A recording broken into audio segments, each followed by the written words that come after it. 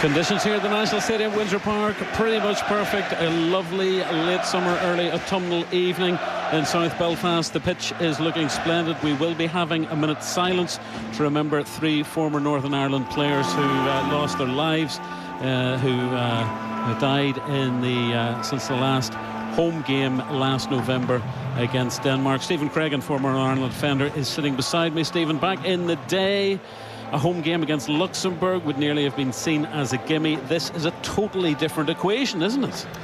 It is, and I think the players will be fully aware of that. Michael O'Neill will have let them know. I think players are fully understanding that the game has changed. The smaller nations with less resources have worked ever so hard, and I think you watch Luxembourg. They're a very hard team to play against. They've won high-profile games you've mentioned, Michael, so they're not coming here tonight to lie down and roll over. They're coming here to try and take the game to Northern Ireland. So this young side from Northern Ireland have done well over the past 10 months. There's no doubt they've made progress. They're still in transition. There's going to be bumps along the road. But tonight, use this crowd, use the atmosphere, use that feel-good factor to have a really fast start. Go and chase Luxembourg down. See if you can break the resilience early on. The game will become easier that way. But certainly it's much more competitive than what it would have been 10, 15 years ago. It's life after Johnny Evans, isn't it? I mean, it's strange him not being here, but it's strange as well. Trey Hume is wearing Johnny Evans' iconic number 5 jersey. Eventually you have to hand the jersey over, Stephen. Well, he's been around for a long time, and I think we've also known that was coming, so it will. Well, it's a minute's applause for Chris Nicholl and Tommy Cassidy, 2 heroes of the 1982 World Cup squad, and also for Jimmy McLaughlin, 1960s player, won 12 caps and scored 6 goals.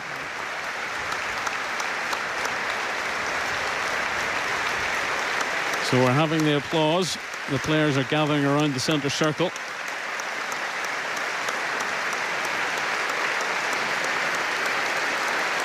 And images of the 3 players with "in memory of" alongside the images on the big screen in the corner of Windsor Park.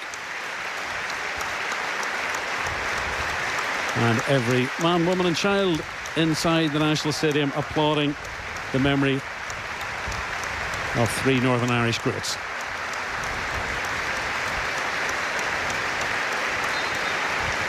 Match officials are from Romania. Referee is Marian Barbu.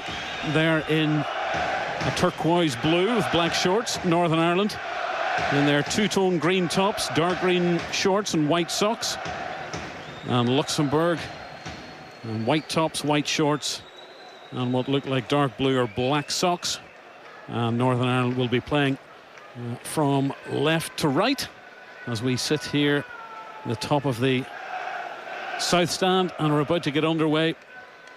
And Luxembourg will be kicking off with the fellow who scored that goal against the Republic of Ireland in COVID times back in 2021 for a shock 1-0 win. Rodriguez standing over the ball, and he plays it back. A reminder of the teams with Peacock Farrell in goal for Northern Ireland. Right wing back Conor Bradley, left wing back the captain Trey Hume, McNair, Ballard and Brown at the back, the heart of that defence. Then Shea Charles and George Saville. Saville restored the starting lineup for his 52nd cap. In the centre of midfield, Isaac Price, Callum Marshall alongside Dion Charles. And Luxembourg have Morrison goal, Mahmudovic, Gerson and Carlson a back 3. Then they've got Bonert, Martins, Barrero, the captain Jans and Rodriguez, helped up front by Olsen and Vega. Northern Ireland on the attack. They've already, Stephen Cregan, won a corner on the far side.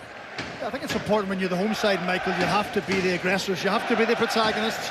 You've got to try and take the game to the opposition. I think too often in the last 3 or 4 years Northern Ireland have arrived at Windsor Park, the atmosphere's been good and they've started flat. Tonight has to be different.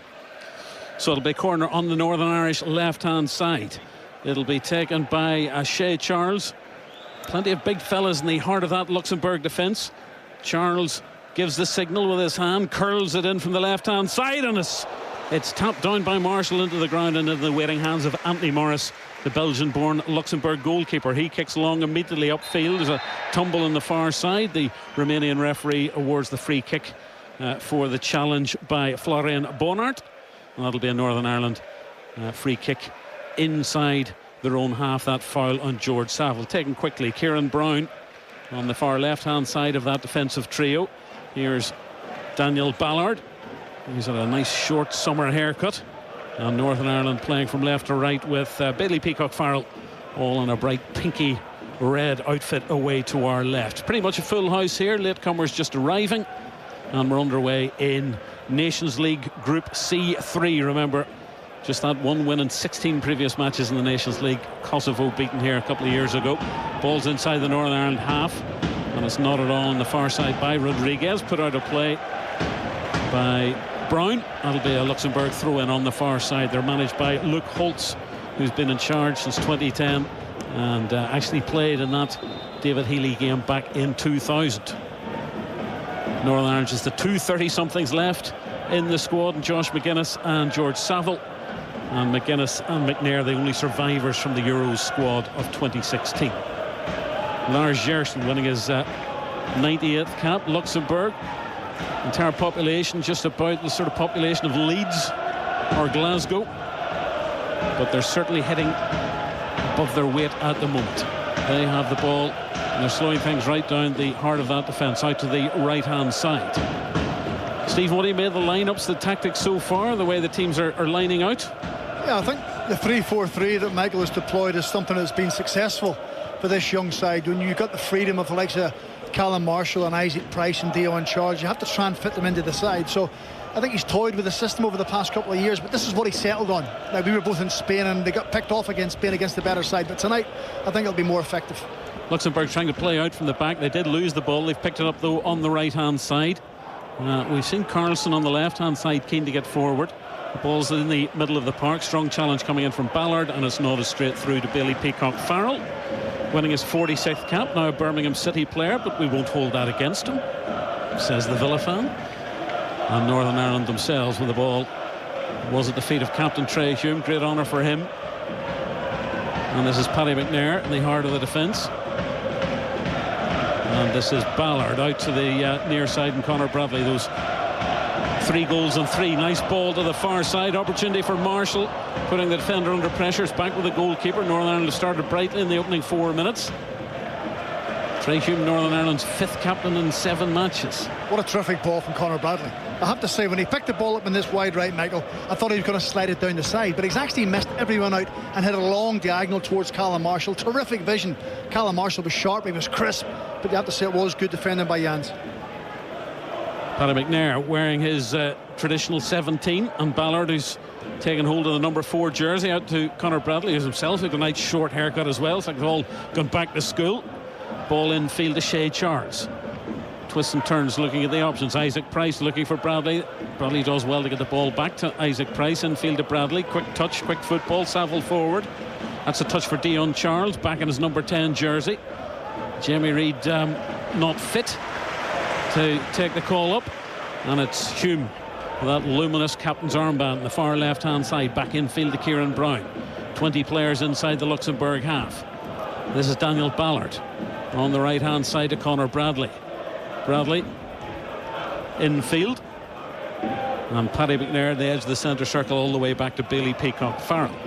3 clean sheets in his last 4 international games. Just chips the ball left footed, looking for the skipper Hume on the far side.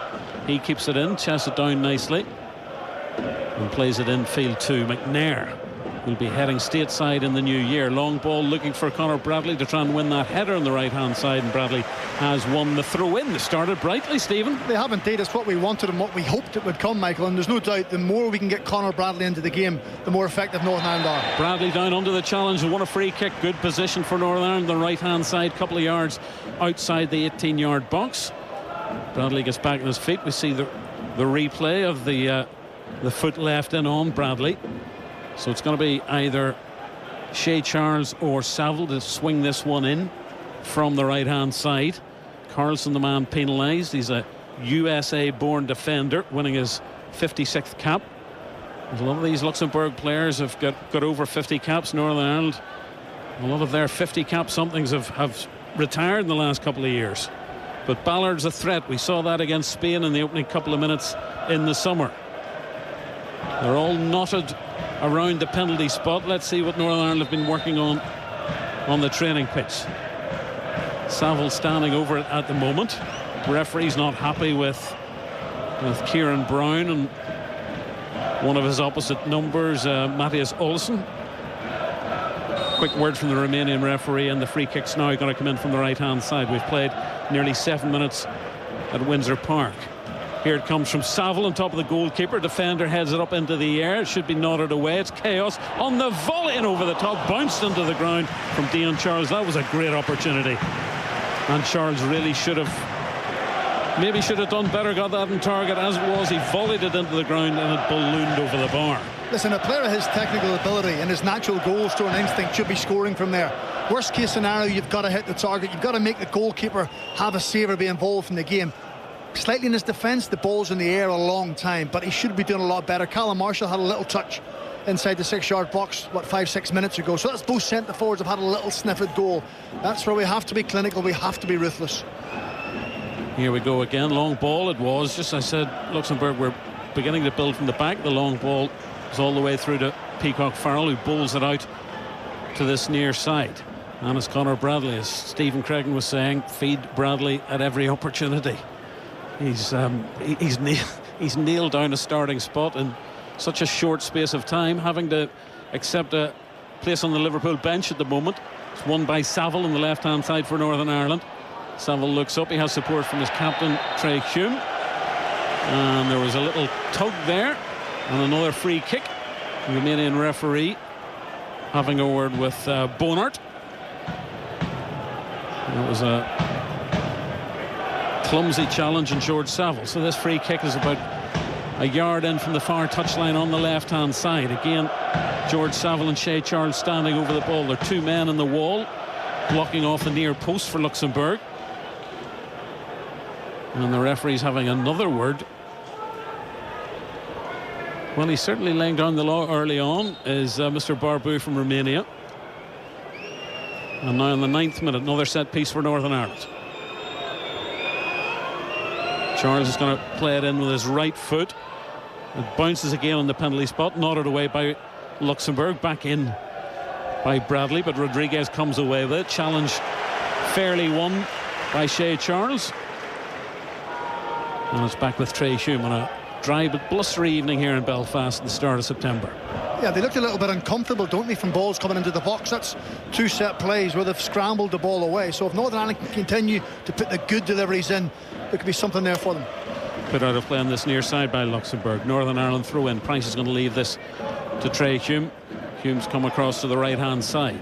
Shea Charles has made himself available, and in the end it'll be Bradley to take this throw in. He's already won 13 caps, 14th cap tonight. 3 goals for Conor Bradley. Gets the ball back from Shea Charles. Bradley down by the corner flag, wins the corner kick or throw in. It is a throw in just a couple of yards away from the flag. It'll be long throw merchant Kieran Brown with his man bun neatly wrapped up at the back of his head, dries the ball on his green jersey, number 22 on the back of it. Shea Charles has gone to the back post. Isaac Price is there as well. It could land on top of the goalkeeper. Ballard's there causing trouble. Paddy McNair side foots it. It's into the corner of the net. 11th minute, simple as you like from Paddy McNair. In the end, he hit it with the outside of his foot. He judged it brilliantly. Didn't have to hit it with a lot of pace because it was wide of the goalkeeper. Brilliant start by Northern Ireland. They're 1-0 up against Luxembourg. Paddy McNair with goal number 7 for Northern Ireland. Yeah, well, I did say they were really uncomfortable and they scrambled a couple of wide free kicks away. Once again, it's a simple ball into the box. It's a really poor clearance.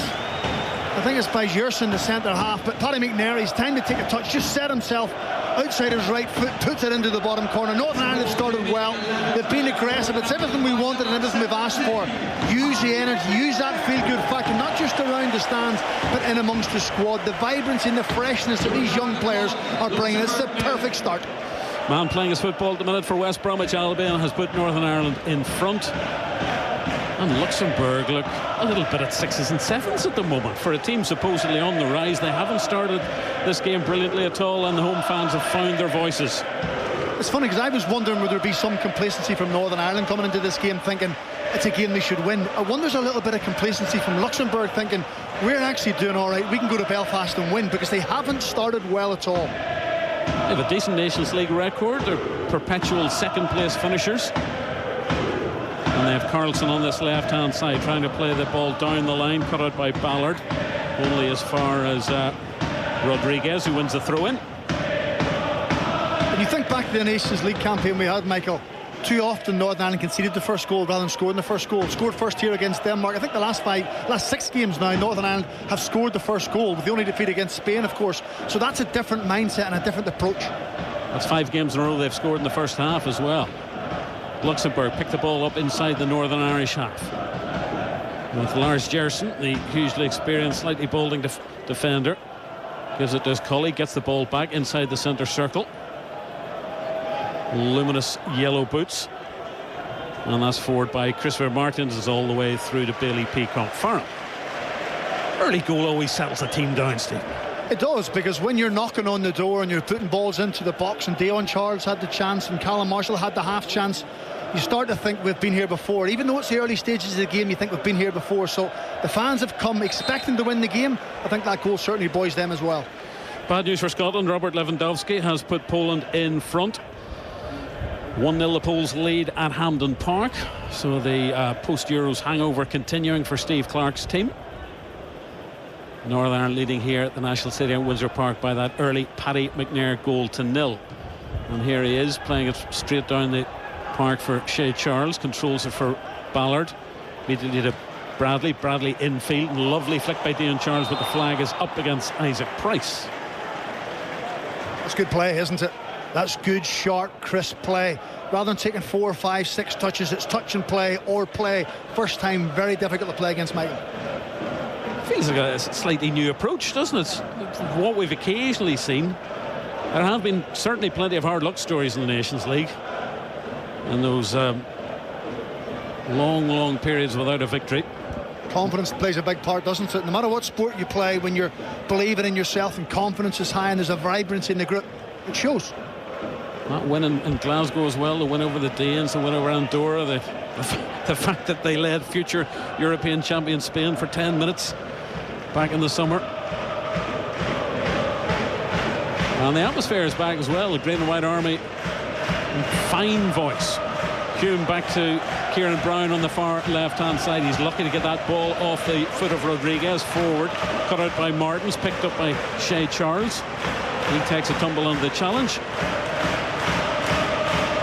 Yeah, this has been a tough venue for Northern Ireland to play at recently, hasn't it? I mean, you'll probably have bigger stats than me, but I think it's 4 home wins in their last 20. So the fans have come here probably not expecting to win, whereas I think this group of players, and Michael being back, has turned it around in these last 10 months, which has been 5 games, and you can sense it tonight. First home game, yeah, since last November. So they've waited for this one. I can't see an empty seat, so everybody is here. The lights are on, but still I think there's enough daylight to play in as Ballard holds off the challenge, slots it down the channel for Bradley to try and get in behind Carlson. Carson's tussling. Bradley's done well, he's won the ball and he goes down. Is that inside the penalty area? It's just on the edge, says the Romanian referee. That'll be a Northern Ireland free kick, again in a very dangerous position. Well, you talk about perseverance and chasing someone down and chasing lost causes. Managers always talk about, well, Conor Bradley does it terrifically well. He wins the ball off Carlson. If he could have just waited another split second before he went down, before the touch came in, it could have been a penalty kick. But it just shows you one ball in behind, suddenly with someone's energy and enthusiasm, Michael, you're up the other end of the pitch. We see Stephen Davis and Jeremy O'Carroll sitting behind manager Michael O'Neill, not showing much emotion in his traditional dark suit, edge of his technical area. Luke Holt slightly more sportily dressed. And again, it's that discussion for the third time this evening, standing over the dead ball between Shea Charles and George Saville. It's about half a yard outside the 18-yard box on the right-hand side. Saville gives the signal. He's going to play it in left-footed and touched in at the near post, and that's 2-0. And it's Daniel Ballard, the man who got the goal against Spain. It's another set piece. It's another tap into the corner of the net. Luxembourg all over the place. After 16 and a half minutes, Northern Ireland 2, Luxembourg 0.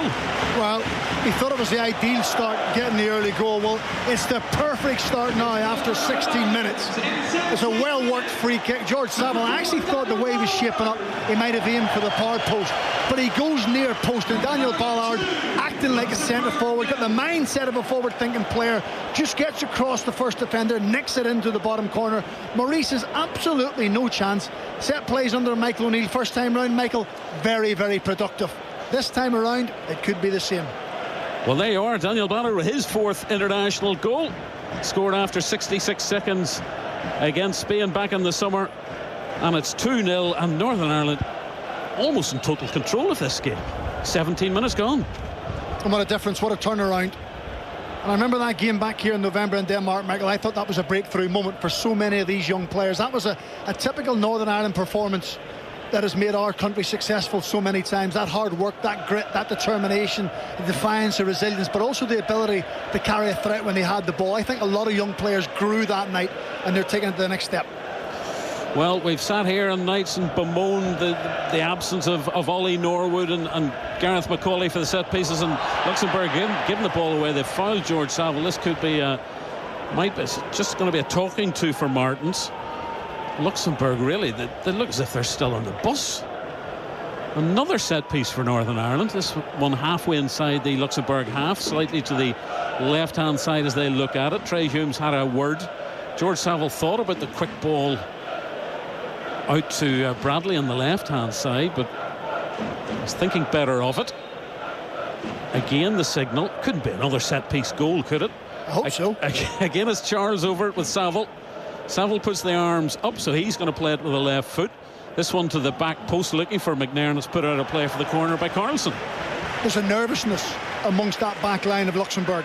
When you concede a goal from a set play, and then you can see the second one, every time the ball enters your box, you're wondering who's going to make contact. You're almost trying to take yourself out of the way of it. Eventually, they get it clear. But another opportunity for George Saville.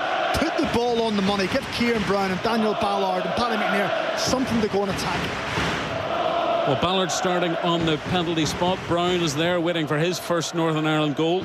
Saville with a corner from the right. Everybody's up. Martins nods it away, and only as far as Paddy McNair at the back stick. He's got options on that left-hand side. He's been urged to shoot, but it chipped forward nicely for Dion Charles, who's onside but can't control it. And that was a lovely ball from Conor Bradley again. You have to keep checking, because he's popping up all over the place, Dave. And you're thinking, he can't be over in the left, can he? Yes, he is. Well, you only have to look back to the Andorra game, when the cross came into the box on the left-hand side, and there he was acting as a centre-forward on 2 occasions. So I love that about him, that he roams, he has that freedom, he has that at Liverpool.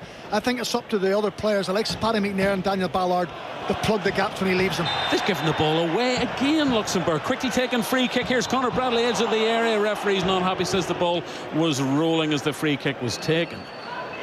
But the quick thinking. There's a game when you're feeling good about yourself, when you're buoyant and the team's in top form. Free kick, hand on it, play, hand on and play. Don't give the opposition the time to get settled and get into their shape. Far be it from me to pick an argument with the likes of Keith Gillespie, but this at the minute feels like quite an easy international game. This is not the Luxembourg who caused such problems in Euro qualifying for the likes of Iceland and Bosnia. But Northern Ireland, you have to take your hat off to them in the opening 20 minutes. They've been all over Luxembourg like a rash. They've yet another set piece. This one pretty much in the exact middle of the Luxembourg half. Shea Charles plays it to Bradley in the apex of the penalty area up against Rodriguez. Bradley just brings the ball back to Saville. Saville feeds Bradley back to Saville.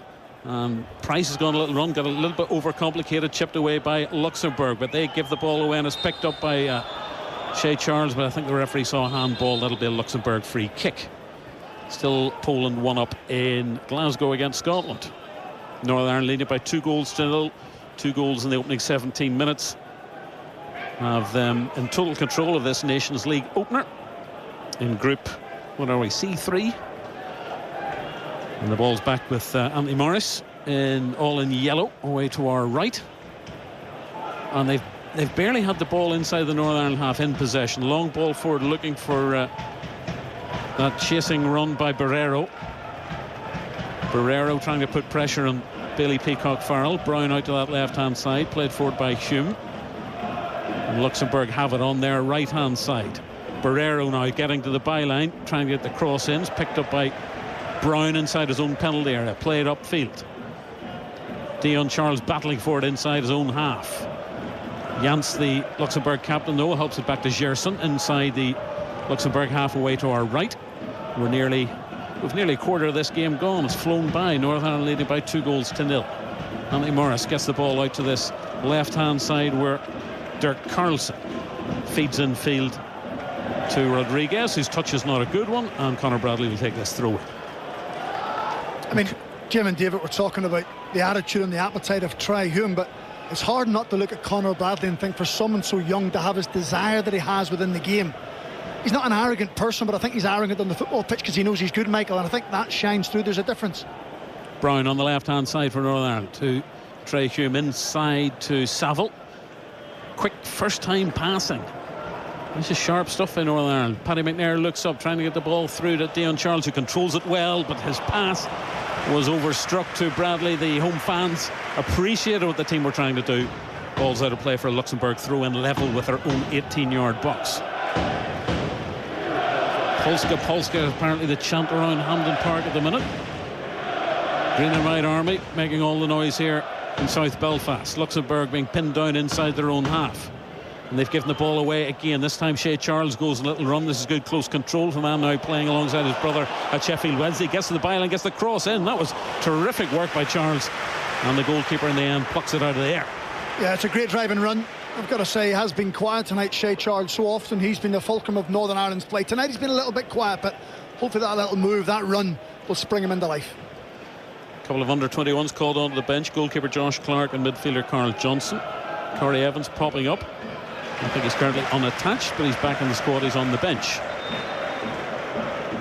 Of course, he was a member of the 2016 Euros as well, so he becomes the third member, but he wasn't originally named in the squad.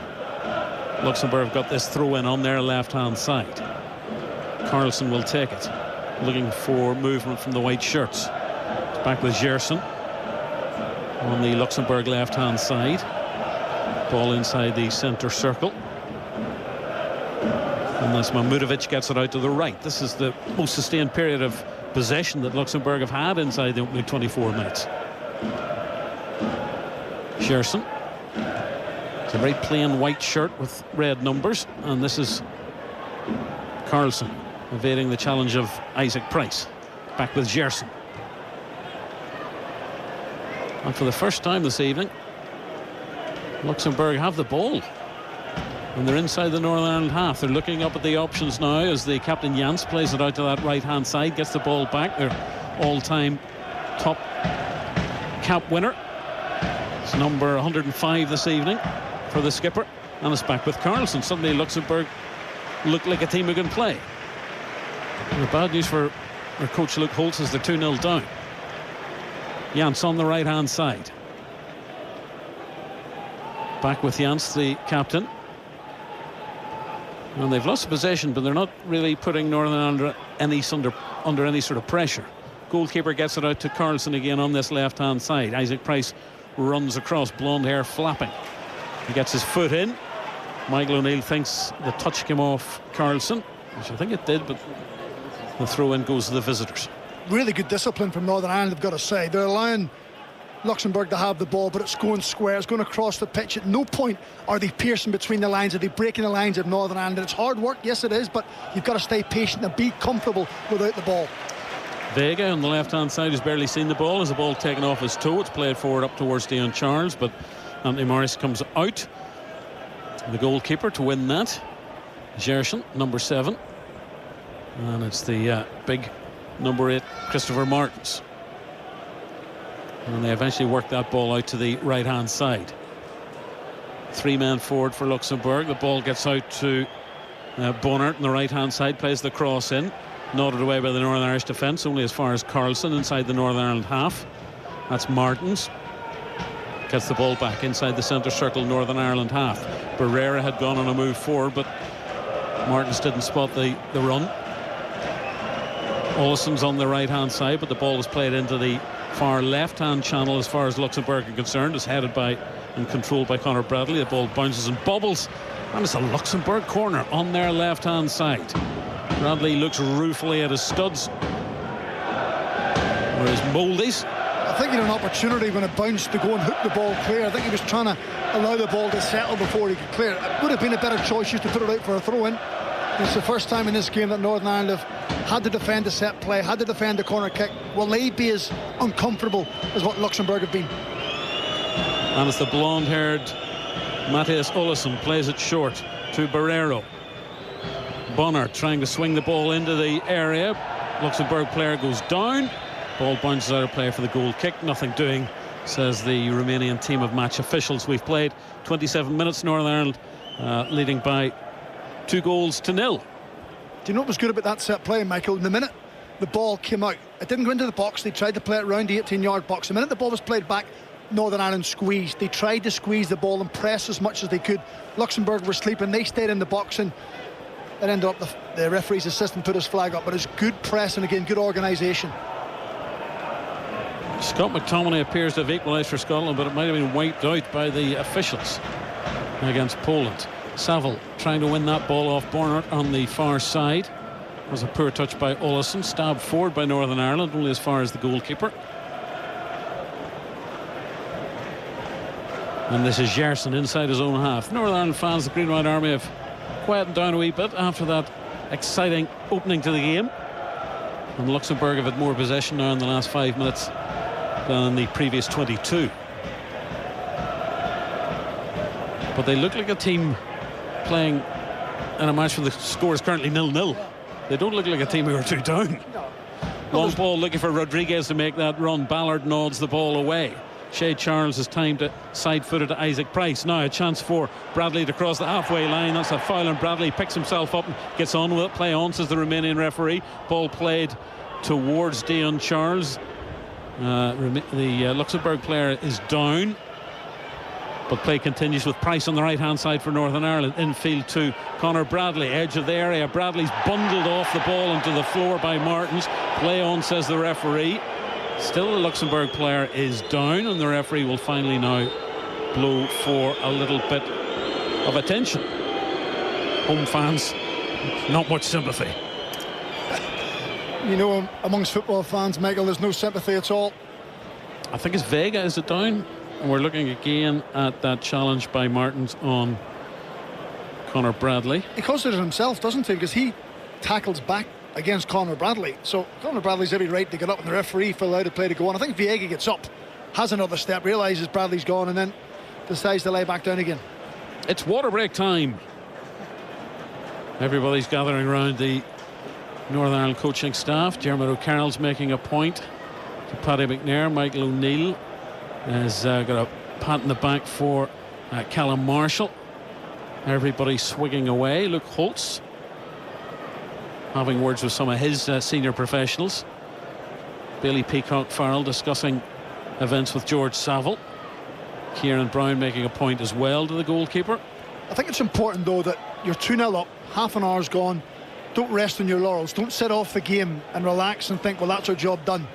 There is going to be spells where Luxembourg have the ball. That's happened in the last 5 or 6 minutes. But eventually, you've got to, maybe as a team, Michael, take another step up the pitch. Can you press higher? Can you win the ball higher and be more effective once again?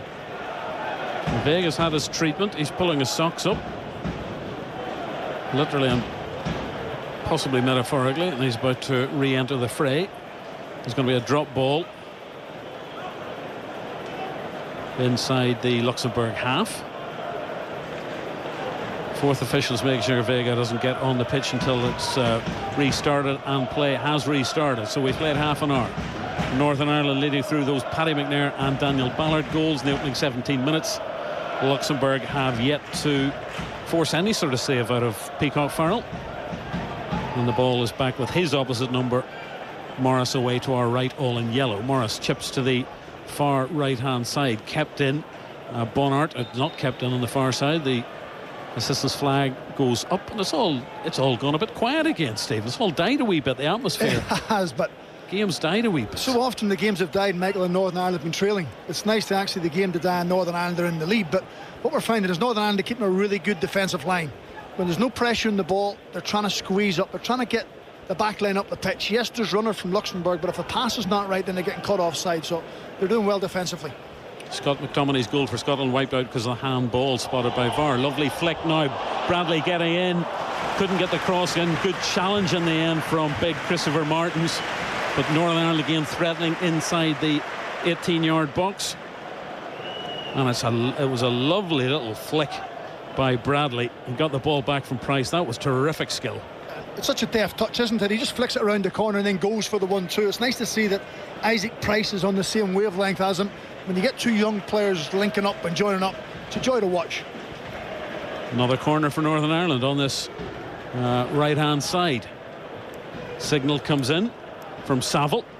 Swung on top of the goalkeeper again. Brown jumping, and the goalkeeper takes a tumble. Pat in the back from Brown, but that's good goalkeeping by Morris. Here's the ball in his hands on the penalty spot, bowls it out to that right-hand side.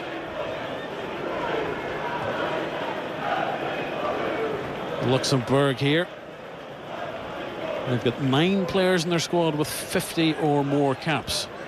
So they're hugely experienced, and they do think they have a chance of winning this group. The journalists were saying beforehand they do think they have a chance with Belarus and Bulgaria to come. Northern Ireland away to Bulgaria on Sunday evening, 5 o'clock kickoff our time. That game will be live on BBC Sounds and BBC Radio Ulster. Paddy McNair. Side-footed pass to Billy Peacock Farrell out to that left-hand side where there's room in front of captain Trey Hume. Lateral ball to Shea Charles. Goes a little run. Charles was never in total control of that, but he's able to get it out to Callum Marshall, who's had a quiet opening half an hour, but the referee's brought it back because I think Christopher Martins was caught on the crossfire of that tumble by Shea Charles, and he's gone to the ground. And Shea Charles, whose last experience of a Romanian referee was being sent off by one. It must have been the follow-through, because he's a lovely little touch in midfield. He gets away from Olsen, and I mean, I'm not sure that's a foul. Well, he takes a tumble. I don't think it's a foul. I think he's stopping the game because the player's down injured. But the game should restart with Northern Ireland having the ball. You're right, it's absolutely not a foul at all. He actually protects the player, because when he plays it with his foot, rather than keeping his foot out, he actually turns it in and rolls in and catches him as he's doing a forward roll. So yeah, I would like to think it's going to be a non-contested drop ball in Northern Ireland's favour.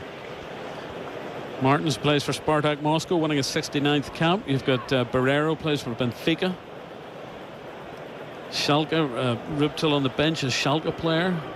So a large number of players also have qualified for Luxembourg through parentage or grand parentage, so they've got that connection or similarity with Northern Ireland. Martins has limped to the far side. He's had his treatment. Northern Ireland will get that uncontested drop ball on the far side, and Saville will play it to Paddy McNair. To Ballard now. Martins is back on the pitch. There's a blustery wind. Never too sure whether it's just up here in the gods that the wind is affecting things. Don't think it's too windy on the pitch side. Lovely ball out to that far side. Northern Ireland left, swung in by Trey Hume, nodded away by a defender.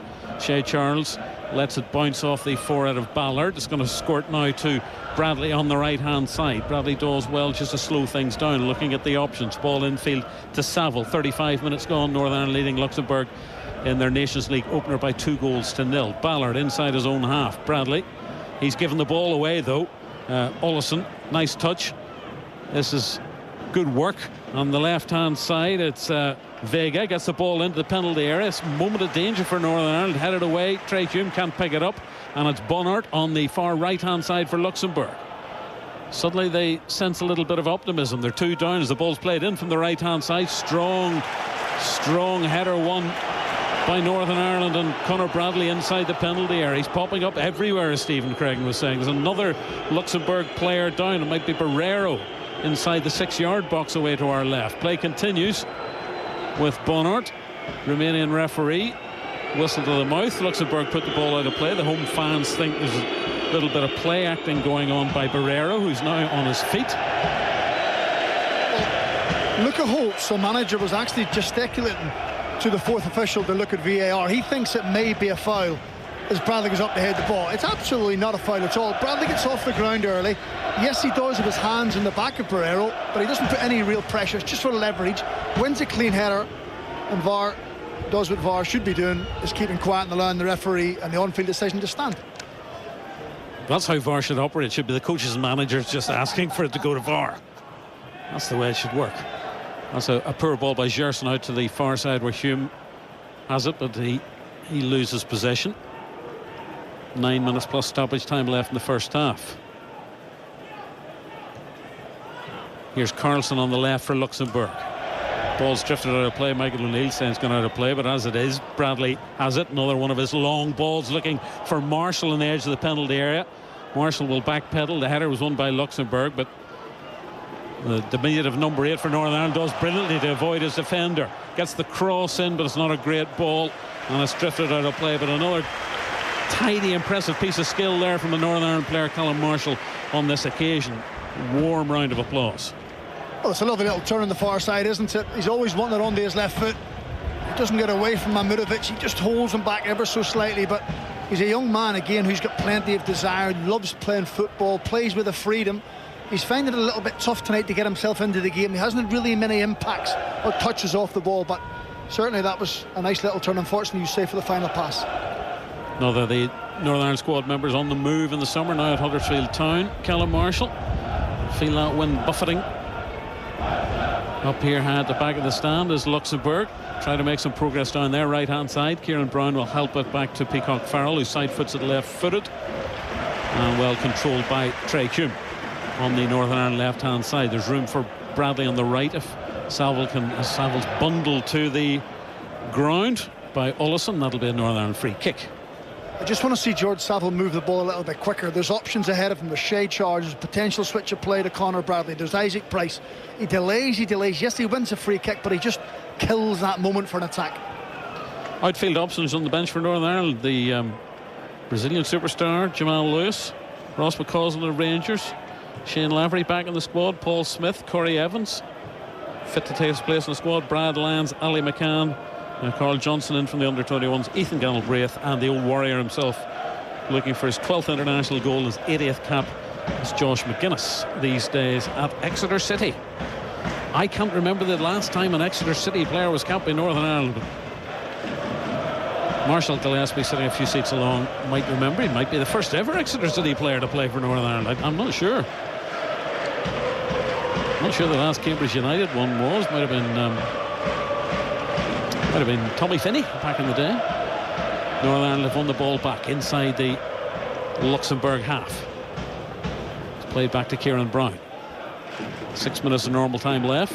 Fair amount of stoppage time for various stoppages. Daniel Ballard trying to evade the challenge of Rodriguez and goes down under that challenge, wins the free kick.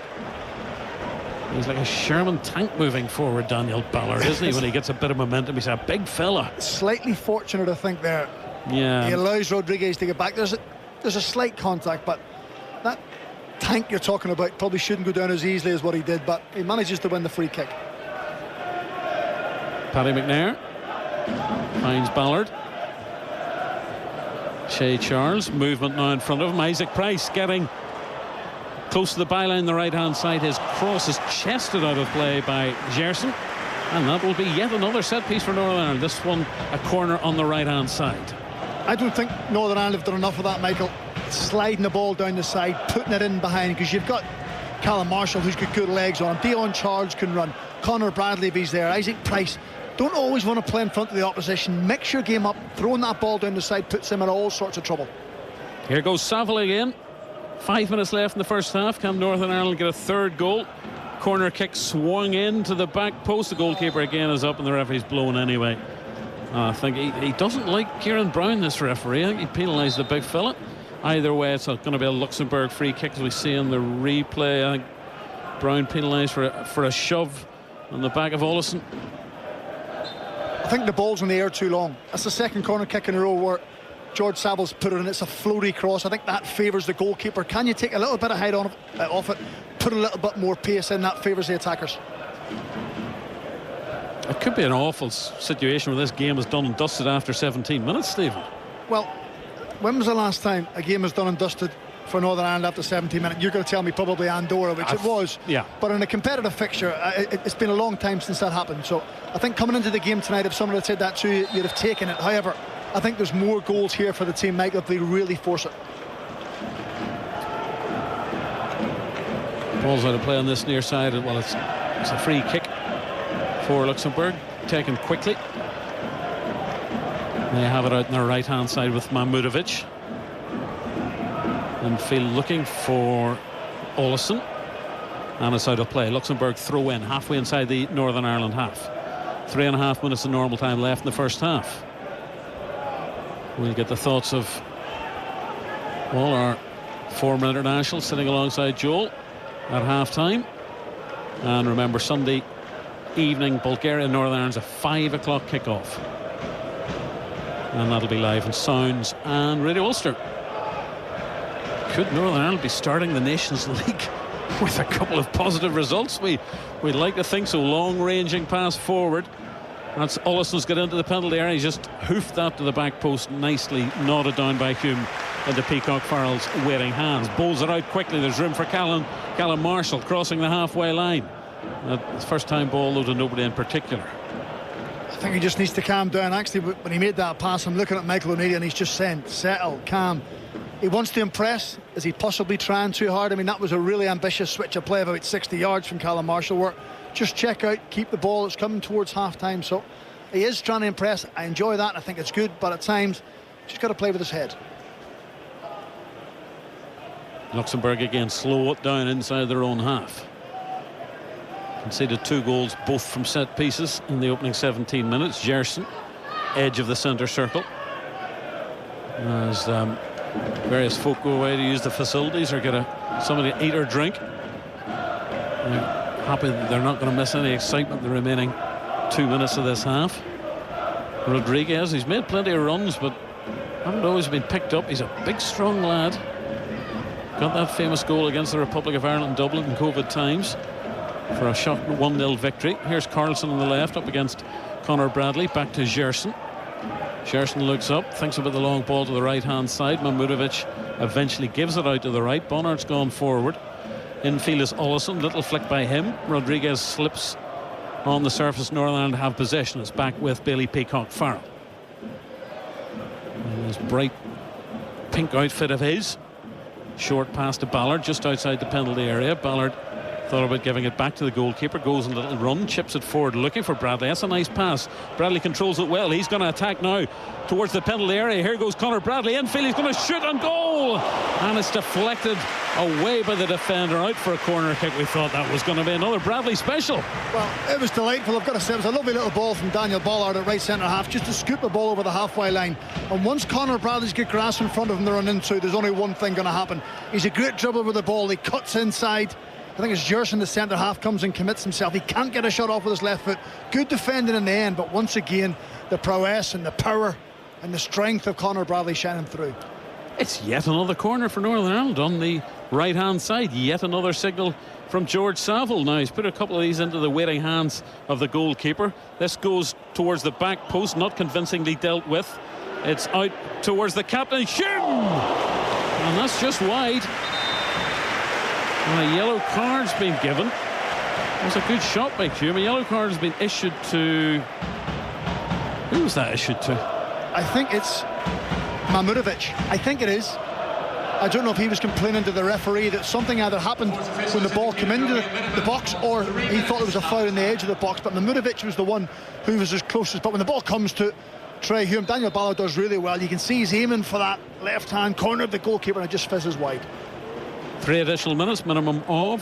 Ballard has been shown a yellow card. I'd like to see that again. He must have said something, Michael, because there was no action. He didn't make any action towards any of the players. Ballard into the referee's notebook. Mr. Barbu from Romania. Long ball forward by Luxembourg, being dealt with by Paddy McNair. It's gone out of play, has it? No, it hasn't. Scrappy stuff. And they're appealing for a corner, Luxembourg, and there's going to be a yellow card here, is there? Or no, the referee's just giving a very dramatic signal. Please leave me alone. I have to say, I thought it was a corner. Paddy McNair tried to allow the ball to run out of play. There wasn't enough pace in the ball. He actually touched it with his left foot, and I think Rodriguez actually came around him, and Paddy McNair kicked it out of play, brought it back in, but This is what happens when you start winning games, Michael, and scoring goals. That these little decisions that have go against you. There's a couple of wee moments that maybe... there's been a couple. That foul that never was in Ballard, yep. So we've played one of the 3 minutes, the minimum of 3 minutes. Clearance upfield by Billy Peacock-Farrell.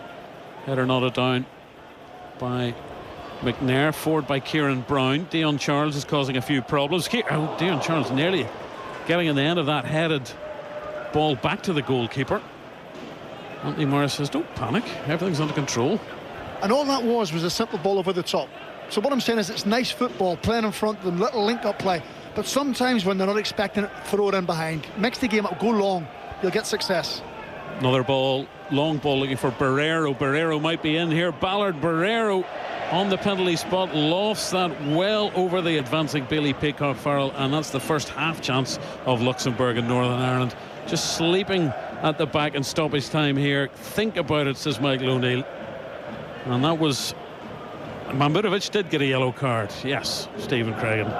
Just on that move, we're just talking about the success that Northern Ireland almost had from a long ball, and suddenly one long ball takes Paddy McNair out of play, takes Daniel Ballard out of play. They've got to be careful of that. Sometimes if there's no pressure on the ball, you can't go squeezing towards it. Don't be frightened to take a step off, because the basics shouldn't be getting beat by one long ball. Oh dear. Second goal for Poland, second goal for Robert Lewandowski from the penalty spot just before half time.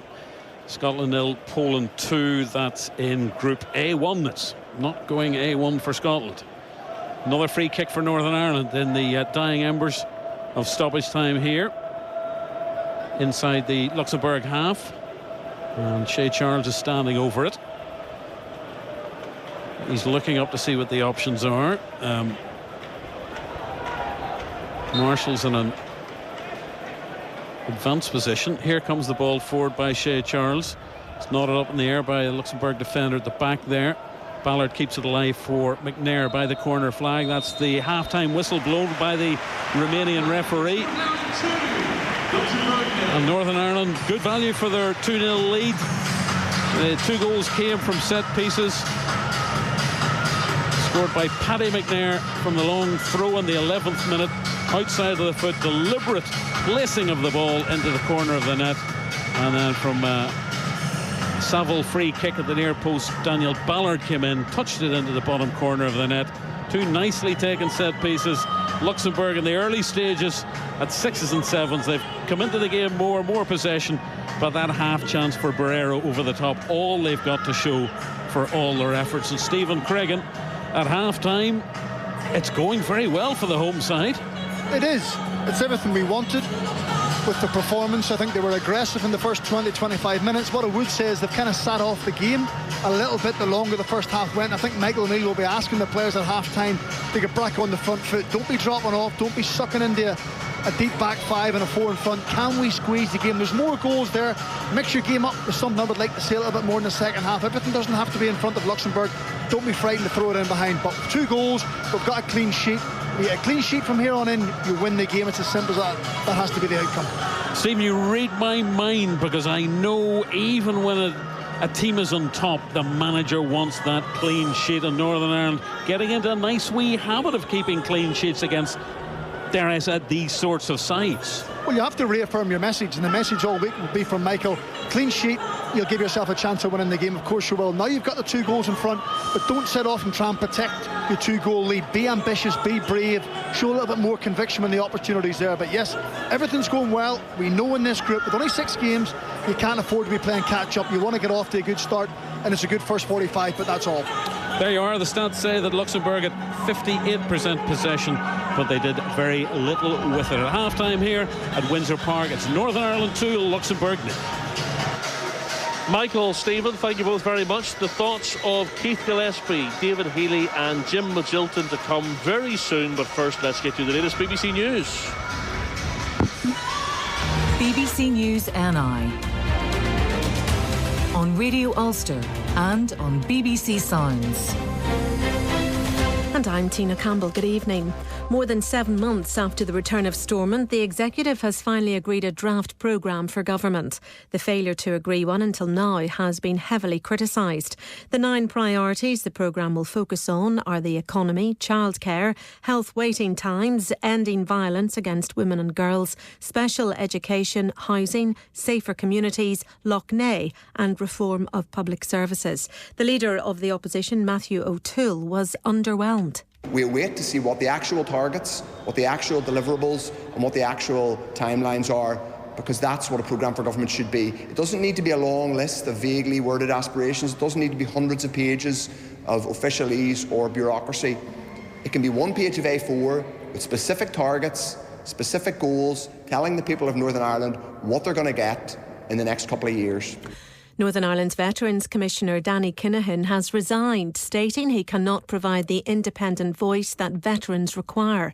Mr Kinahan, a former Ulster Unionist MP, said he had left the post following an open and frank conversation with the Secretary of State. Hilary Benn thanked Mr Kinahan for his dedicated work on behalf of veterans and families living in Northern Ireland. The Chief Constable is preparing a recovery plan which aims to lift police officer numbers to 7,000 within 3 years. John Boucher told the Policing Board that while there are currently 6,300 PSNI officers, only 4,500 are deployable. Mr Boucher said the pressures on the service are unsustainable and more officers are urgently needed. When you talk about the numbers that we're looking at, you make it sound as if we're asking for a lot. We're asking for very little. We're asking to go back to a number of police officers that is still well below, significant below, what even the smallest amount of officers that any assessment has suggested we needed, which is 7,500. So I'm trying to get us back to 7,000. That's how acute a problem this is. Ongoing abuse directed at a woman and 2 children in South Belfast is being treated as a racially motivated hate crime. Police say a group of young people have been verbally abusive to them in the Teutonic Gardens area over the last 2 months. 3 boys, one aged 10 and 2 aged 13, have been arrested and bailed for rioting in Londonderry. It follows disorder in Naylor's Row on the 10th of August when petrol bombs, fireworks and stones were thrown by a number of youths. The competition regulator has opened an investigation into the sale of Oasis tickets. It's looking at whether ticketing websites broke any rules by using dynamic pricing, which saw some tickets advertised at £148 go for £355. Tom Smith is the former legal director at the Competition and Markets Authority. A CMA investigation is always serious. I mean, so dynamic pricing isn't illegal. People don't like it. It offends people's sense of fairness sometimes, but it's not illegal unless consumers are misled or put under undue pressure, aggressive practices, things like that. So that's what the CMA will be looking at, whether consumers were given misleading information.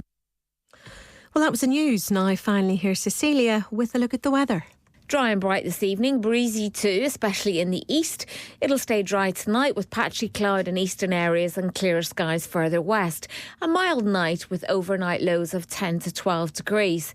Tomorrow will be dry and warm, still breezy though, especially in coastal areas. Some patchy cloud is likely for a time in the east, otherwise there'll be a good deal of sunshine, with temperatures rising into the low 20s widely. And that's your BBC News. Our next is at 10 o'clock.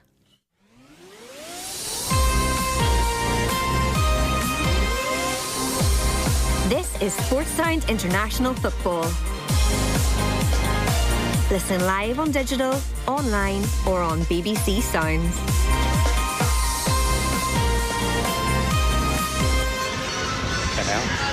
Well, welcome back to Windsor Park. It's half-time. Northern Ireland lead Luxembourg by 2-0, and the PA system is trying to give a flavour of the atmosphere to any Northern Ireland fans who happen to be on the moon. I think they can just about hear us. Jim Magilton's been joining in the singing. Thankfully, you didn't have to hear any of that. Jim Magilton, Keith Gillespie and David Healy sitting alongside me. So, as first 20 minutes go, Keith, that was pretty good, wasn't it? Yep, we started the game really well. The one thing you want to do when you're on top, as much as we were, is actually score goals, and we managed to do that. two very good goals, well worked. Set pieces. If you get your set pieces right, I know the first one's just a long throw in, but you get that in the box and you win the second ball. And great finish, but I agree with Stephen Cregan. I think we did sit off a bit there and just let them have possession. Didn't really try and hurt us, but it was a little chance at the end, and for Luxembourg, and if that goes in, it's a different game. And I think if we can just start the second half like we did the first and go and get that third goal and just kill off the game then. Yeah, there's so much nonsense talked at times, David, about how the game should be played in the right way, and sometimes people might be embarrassed about using a long throw, but if you have that sort of weapon, why not use it? Absolutely. And again, we're talking here two managers, and Jim and obviously Keith, and you work all week at times about going through patterns of play, about how you open up teams and break teams down, but Kieran has a long throw. I think he's done really well since he's come in. People are talking about the absence of Johnny Evans and stepping away, but Kieran, when he has come in, I think he's excelled and he's been very good. He has that in his to his game with a long throw, and again, it's important when you're putting it in. If you're not winning the first one, you're in the round good areas to pick up the second ball. I think Dion Charles had a chance just before we scored where he done the right thing, trying to hit it into the ground, got too much on it, went over the bar.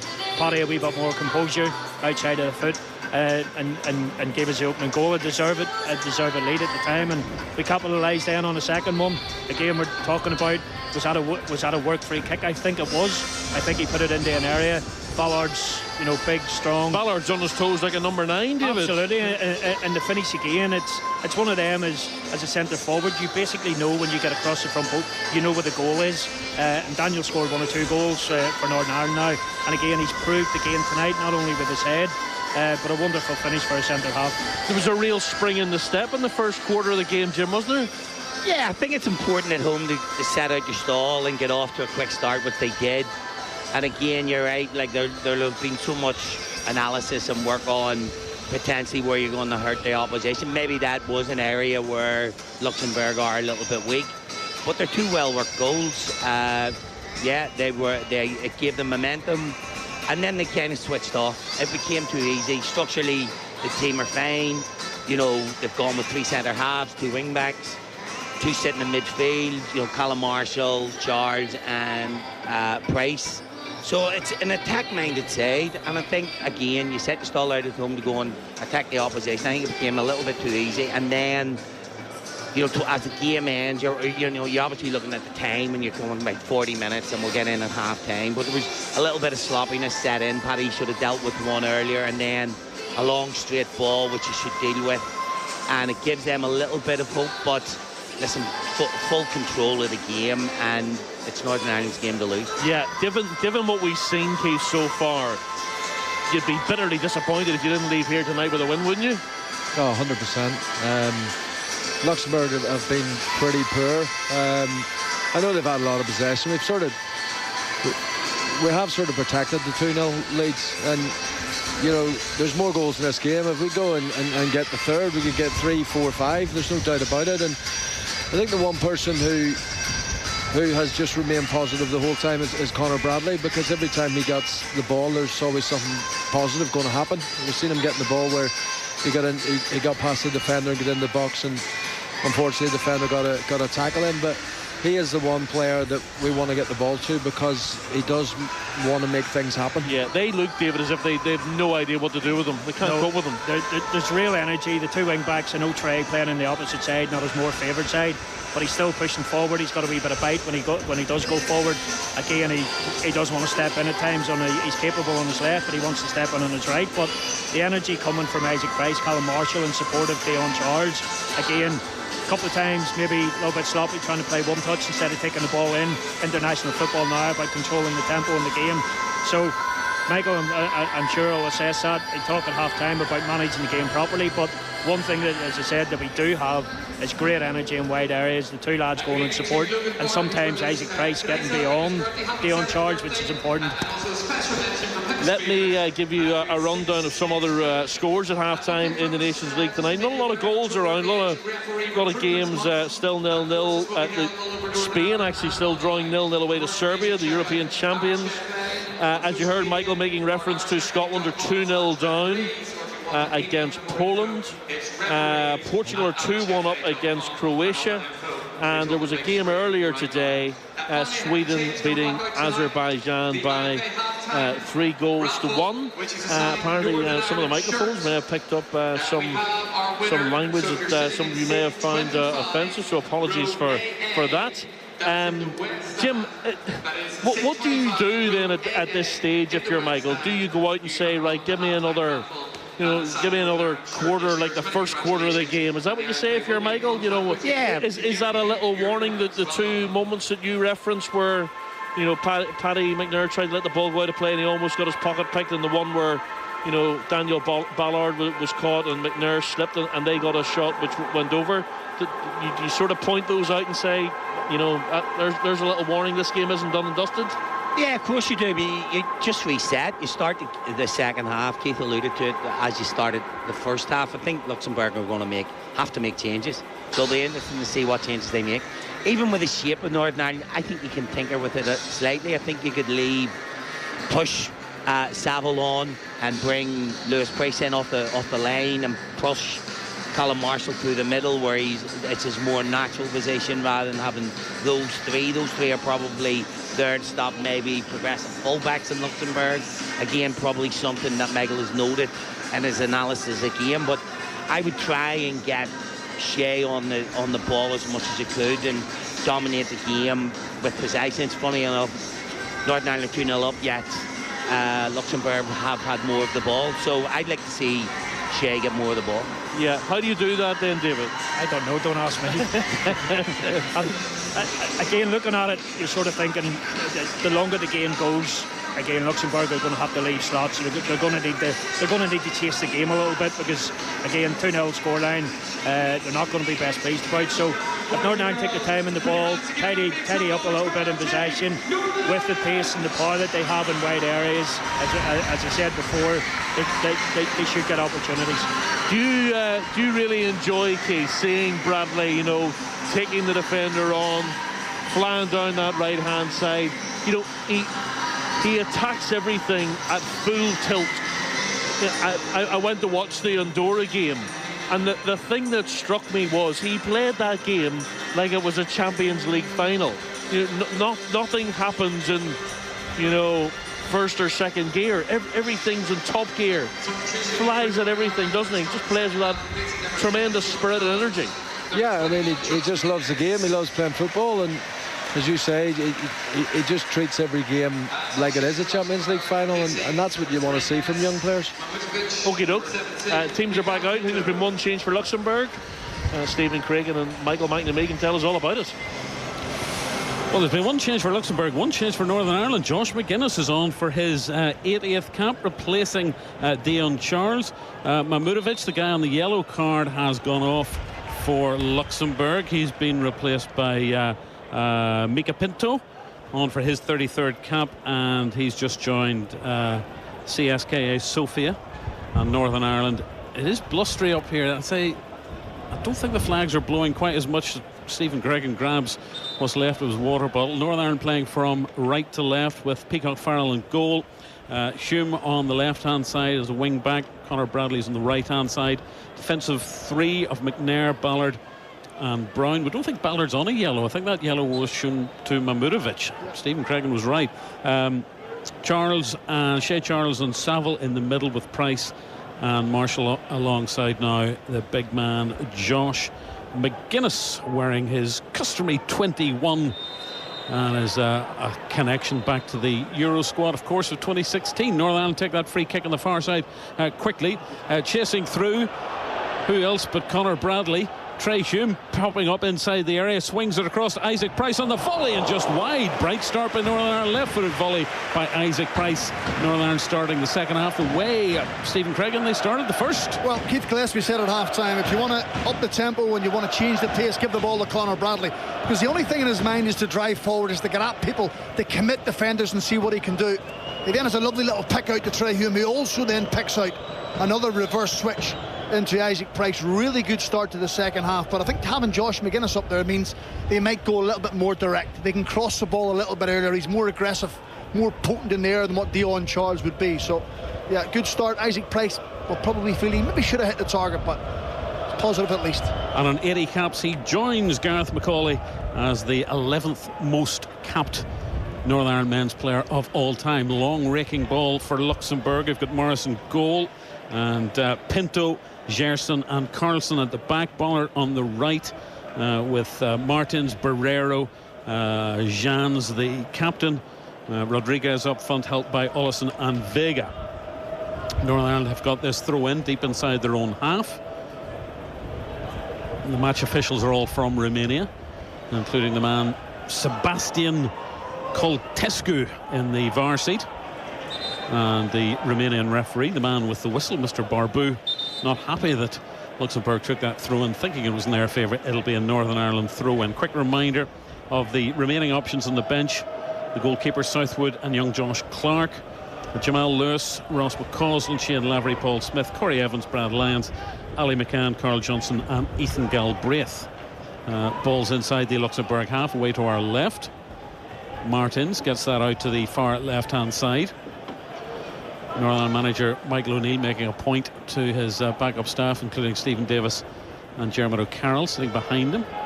He's attempting to prowl around his technical area in his dark suit and shiny black shoes.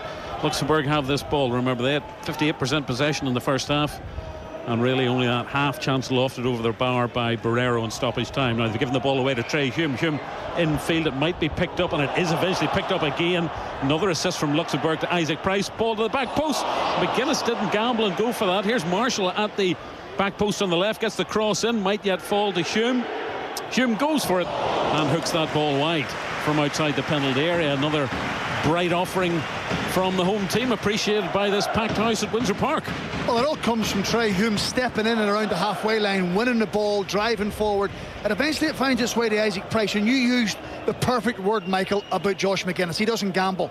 He's standing behind the defender, hoping the ball comes to him. You put a David Healy in that position, what's he going to do? He's going to get across the first defender. He spoke about Daniel Ballard's goal from the cross. Get across the first defender and get a touch. Josh doesn't have that instinct. A let off for Luxembourg, but really good play by Northern Ireland. A raking ball forward, looking for Bonnert on this right hand side. Good challenge. Bonnert throws Trey Hume to the floor, and Trey Hume, with his dapper moustache as ever, checks his boots, and that'll be a free kick deep inside the Northern Ireland half. Still a dry evening here at Windsor Park. The Windsor Park pitch is in terrific condition, which hasn't always been the case in recent memory. We'll see what it's like in the depths of winter. Away to Bulgaria on Sunday, 5 o'clock kickoff. Long clearance upfield by Bailey Peacock-Farrell. Header won by Josh McGuinness, winning his 80th cap. Back up into the night sky, off the knee of Hume, and out of play on this near side. And if Michael O'Neill's got a shiny pair of black shoes, Luke Holtz, the Luxembourg coach, has got a very shiny white pair of trainers. He's standing with his hands on hips watching. He won't have been happy with that opening 20 minutes that Joel was talking about. It was so good for Northern Ireland, so poor from Luxembourg in the opening quarter of this game. Well, it gives them a mountain to climb. You think any game that Northern Ireland play and they're 2-0 down after 20 minutes, you're almost thinking, woof. You know, it's damage limitation sometimes, so it gives yourself a mountain to climb, but thankfully it's gone for us this time and not against us. Luxembourg's only win 11 years ago, that shock World Cup qualifier, 3-2, that late winning goal by Janisch. There's another free kick goes in favour of Northern Ireland on the far side. Again, they think about it quickly. We always have to sort of lean forward during the second half and check on any substitutes warming up or potential substitutes coming on. And Conor Bradley standing over this free kick, a couple of yards inside the Northern Ireland half. Feints to take it, goes back towards Ballard, the scorer of the second goal today for Northern Ireland. And there's the score of the first, Paddy McNair, in the heart of that defence. Kieran Brown chips it forward. I don't think Marshall was alive to that. It's back with Gerson. Gerson clears only as far as Trey Hume. Infield at Saville. Saville and Shea Charles have been in charge of most of the set pieces so far this evening. Inside the centre circle with Daniel Ballard. Back to McNair. Side-footed ball to Ballard on the right-hand side. Infield to Shea Charles, controls it well. But Luxembourg have won the ball back. Shea Charles puts his foot in, can't deflect the ball towards a teammate. Nice run by Martins out to that left-hand side. There's two forward now looking for the cross, and the cross is cut out by Paddy McNair reads the ball well, reads the game well, gets it forward only as far as Luxembourg player. He takes a tap on the ankle from Isaac Price. This is a nice turn by Rodriguez. Luxembourg have this on the left hand side. We've played 7 minutes in the second half. Still 2-0 to the home side in Nations League Group C3. Back with Gerson to his goalkeeper, all in yellow. Morris looks up, plays for RUSG in Belgium, and the ball is out of play. Despite that bright opening minute and a half from Northern Ireland, it's sort of settled back to how it was for the latter stage of the first half. Luxembourg have got this throw in. Some late returning fans to their seats. A few Northern Ireland substitutes warming up down in front of us. And the ball is on this near side with Laurent Jeans, the most capped Luxembourg men's footballer of all time. They're trying to get Bonard down on this right hand side. This is good play by the visitors, but it wasn't a good touch by the number 4. Both Trey Hume and Paddy McNair go down under the challenge. Nothing doing, says the team of match officials from Romania. A little word from Bonard to Trey Hume. His temper is up. He brought Hume down. There's a little discussion now between George Saville. He's always got something to say for himself. Saville's getting a talking to from Mr. Barbu. Saville's pointed out something. He's having another go as well. He's something of a barrack room lawyer, our George, isn't he? It is, yeah. Maybe he thinks because he's the most experienced player in the Northern Ireland squad that he has to go and back the young players up. I think he'll be fine with Trey Hume. I think he can look after himself. He's a young, feisty man. He understands that. I think Bonhart was having a go at him because he felt he went down far too easily, but thankfully Trey Hume ignored him, just got on with his game. But Northern Ireland have been a little bit sloppy. A couple of times they've got possession far too easy or taken too many touches, and it's just given Luxembourg that little bit of encouragement. What you don't want to do is give them something to get back into the game. Make sure you manage the game, be disciplined, don't give anything away. It's got a bit scrappy this game. Bonard again. A lot of the good stuff from Luxembourg's coming through him on the right hand side. Here he is on the ball. That wasn't a great touch, trying to get it towards Rodriguez, picked up by Marshall, but his touch is poor. It's getting a bit scrappy. 9 minutes gone in the second half. 2-0 to Northern Ireland. Jans, the skipper. Infield, the other most experienced player, Gerson. Martin's inside the centre circle, merely on the centre spot. Again, this is all this Luxembourg possession with not much end product.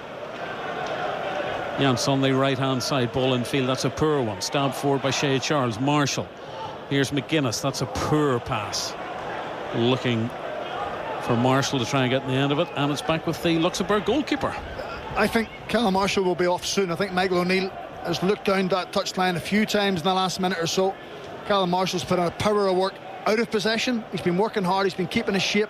He's given the ball away a couple of times far too easy. What are we thinking, man. Smith, McCausland? Well, I would like to see someone with a little bit of pace, someone in that area of the pitch who can get us up the pitch, can prove that spark and bring us to life. Although I think Jamal Lewis has taken a stop off. Carlson running through the middle, ball in field. Yes, he has. If I'd leaned a little more forward, I would have seen that. Jamal Lewis with you have to say one of the more unexpected moves of the summer. Sao Paulo. I think if someone had said to you, where do you think Jamal Lewis will move to? I mean, I'm not saying any other country would have been predictable, but Brazil would not have been even in my thinking, Michael. But fair play to him for being brave enough to go out there. Now, if I'm not sure whether Josh McGuinness is the first Exeter City player to be camped in Northern Ireland, I'm fairly sure there hasn't been a Sao Paulo player before. Marshall Gillespie can rugby tackle me if I'm wrong. But yes, Jamal Lewis preparing to come on for cap number 37, still waiting for his first international goal. Ball's been swung in by Luxembourg from the right hand side, deflected away by Ballard. Again, the players in white, those white shirts, they're seeing a lot more of the ball. Rodriguez outside the penalty area, attempted shot. It's going to break for Barrero. Barrero skips past Isaac Price and just scoops that out of play. Here comes Jamal Lewis, pat in the back from his manager. And the board is going to go up, and Stephen Cregan, not for the first time in his life, is absolutely right. It's going to be Callum Marshall making way. Now I wonder what Michael's going to do. Is he going to make wholesale changes in the team? Is he going to put Isaac Price over to the left? Is he going to put Conor Bradley up one, move Trey Hume over and put Jamal Lewis at left wing back? I think that's what he's going to do. So rather than just making a straight change, There you come. Price to the left-hand side of a front three. Bradley moving up one into the front three. Jamal Lewis at left wing back, and Trey Hume in his more natural position as a right wing back. So a lot of structural change, but hopefully it'll have the desired effect. So many changes now lead you to the question, is this going to bring Conor Bradley more into the game? Well, I'd imagine that was in Michael's thinking, that Conor Bradley hasn't really been involved an awful lot in the second half. I still think his best position is a right wing back, because he's better coming into the game, whereas as a right winger he's actually in it, and it's more difficult sometimes to receive the ball, but hopefully he can bring us that spark that we need. He wasn't hugely involved in the game against Scotland. Glasgow managed to score the winning goal. He did, but I could sense his frustration that he was running about trying to get a touch of the ball. He was doing so much work without the ball, getting a touch every 12 minutes, and he was looking knackered. But yeah, we're in a good position, so hopefully now he can be the one that, maybe if they're going to play in the counter-attack from here on in, he can be the one that drives forward. I wouldn't be surprised. Gerson inside his own half. Green and White Army find their voices at the start of the second half. Trey Hume wins the ball. Here comes Conor Bradley. Ball infield to Shea Charles. Saville sweep this out without really looking, trying to find Isaac Price. Price tussling for the ball. Luxembourg pick it up. They've looked a more impressive side in the second half, you have to say, outside the opening sort of 60 seconds. They're retaining possession well, but there's no threat up front. This is what we expected, isn't it? This is what we expected at the start of the game, as opposed to, 58 minutes in the game before they're really starting to be dominant. But you're right, Northern Ireland have held firm, they've defended well, they've been disciplined. I don't think the home fans want another 32 minutes of this, though, do they? This is Carlson, ball infield. Gets it back from the substitute Pinto. And they've given the ball away. Hume's given the ball away. It's crappy stuff again from Northern Ireland. Concentration. Bonart's come in field. Martin's inside the centre circle. At the moment, Northern Ireland are having trouble getting possession of the ball. Isaac Price nearly nicks it off Gerson. Jans, the captain's had to come very deep for this one. Back with the big defender Martins. Now that ball down the channel, easily cut out by Ballard at the feet of Trey Hume now inside his own half. Hume is Stephen Craigan's notes and match programme are disappearing over the horizon. Wind's picking up here high in the south stand. It's a attempted cross in from the right hand side, but it's going to fall into the path of Saville nearly. Saville does work it back, and here he comes, and his touch was terrible, but he wings it back. Fair enough, says the referee. Saville gets it out now to Price. Price's cross is deflected into the side netting, and that'll be a corner kick, Northern Ireland. Do you know what? Sometimes it just takes a tackle or a shot or a cross to spark people into action. George Saville goes to the ground. It's not a foul. He doesn't lift his studs. His foot is on the ground at all time. The referee plays on, and Isaac Price tries to put the cross in. It's cut out at the near post, but just listen to the atmosphere. It's starting to build again. Well, he had to make that challenge because his first touch on the ball was so poor, Saville. So the corner's going to be taken by Shea Charles, receiving a warm round of applause in front of the cop stand. Still a little group of 4 Northern Ireland substitutes warming up down in front of them. They're pausing to watch this corner come in from Charles from the Northern Ireland left-hand side. They're gripped around the Luxembourg goalkeeper, those green shirts. That's to the back post. Nodded! Oh, goodness me, into the night sky. Just the angle of the ball. I thought it was heading towards the top corner of the net. Slashed clear by Luxembourg. Rodriguez's touch is dreadful. Here's Kieran Brown popping up in an advanced position from that set piece. Saville's ball forward wasn't great. Martins has done very well to win the ball back, and Saville makes up for his mistake by intercepting that and putting it out of play. Throw in now on this near side inside the Luxembourg half for the men in the white shirts and the white shorts. Yeah, I think it was Trey Hume actually had the header, and you're right, from the angle we're at, it looked like it was actually just going to drop into the net, but having watched it back in a replay, the screen, he actually headed it away from goal, so it can be deceiving sometimes. But it's good, once again, good set play, good pace in the ball from Shea Charles, but we just want a little bit more of that. You can't continually come off the game and allow the opposition to dictate. Be set in your press, be ready to go. When can you go and engage and win the ball? Still 2-0. 61.5 minutes gone. Trying to keep an eye on the Scotland score. They were 2-0 down at half-time. They've pulled a goal back. Billy Gilmore at the start of the second half. They're trailing Poland 2-1. Here's Lewis now in the middle of the park, advancing forward. Not a great attempted ball through to Josh McGuinness, who's behind him. Lewis has taken, brought his man down. That'll be a free kick. He must be a little bit jet-lagged. How's that going to work? How's he going to work coming? We're going to have Paddy McNair trying to come from the USA in the new year. Lewis presumably from Brazil, with Isaac Price and Standard Liège. This is good stuff from Luxembourg. Rodriguez offloads on that left-hand side. Home fans are in great voice. Attempted ball forward. It's taken a whack there. The Northern Ireland player down. Is it? It's Conor Bradley. Is this Bradley? Oh dear. Bradley is down in a heap. And play will be paused now. Bradley is clutching his leg. My first instinct was it was a free kick to Northern Ireland, because he'd actually read the ball that was played forward. He intercepts it with his left foot, and he actually gets a kick in the knee. So that's a free kick as clear as you'll see it. Pereira actually goes to clear the ball. Bradley's too quick for him and on the follow through. Yeah, exactly.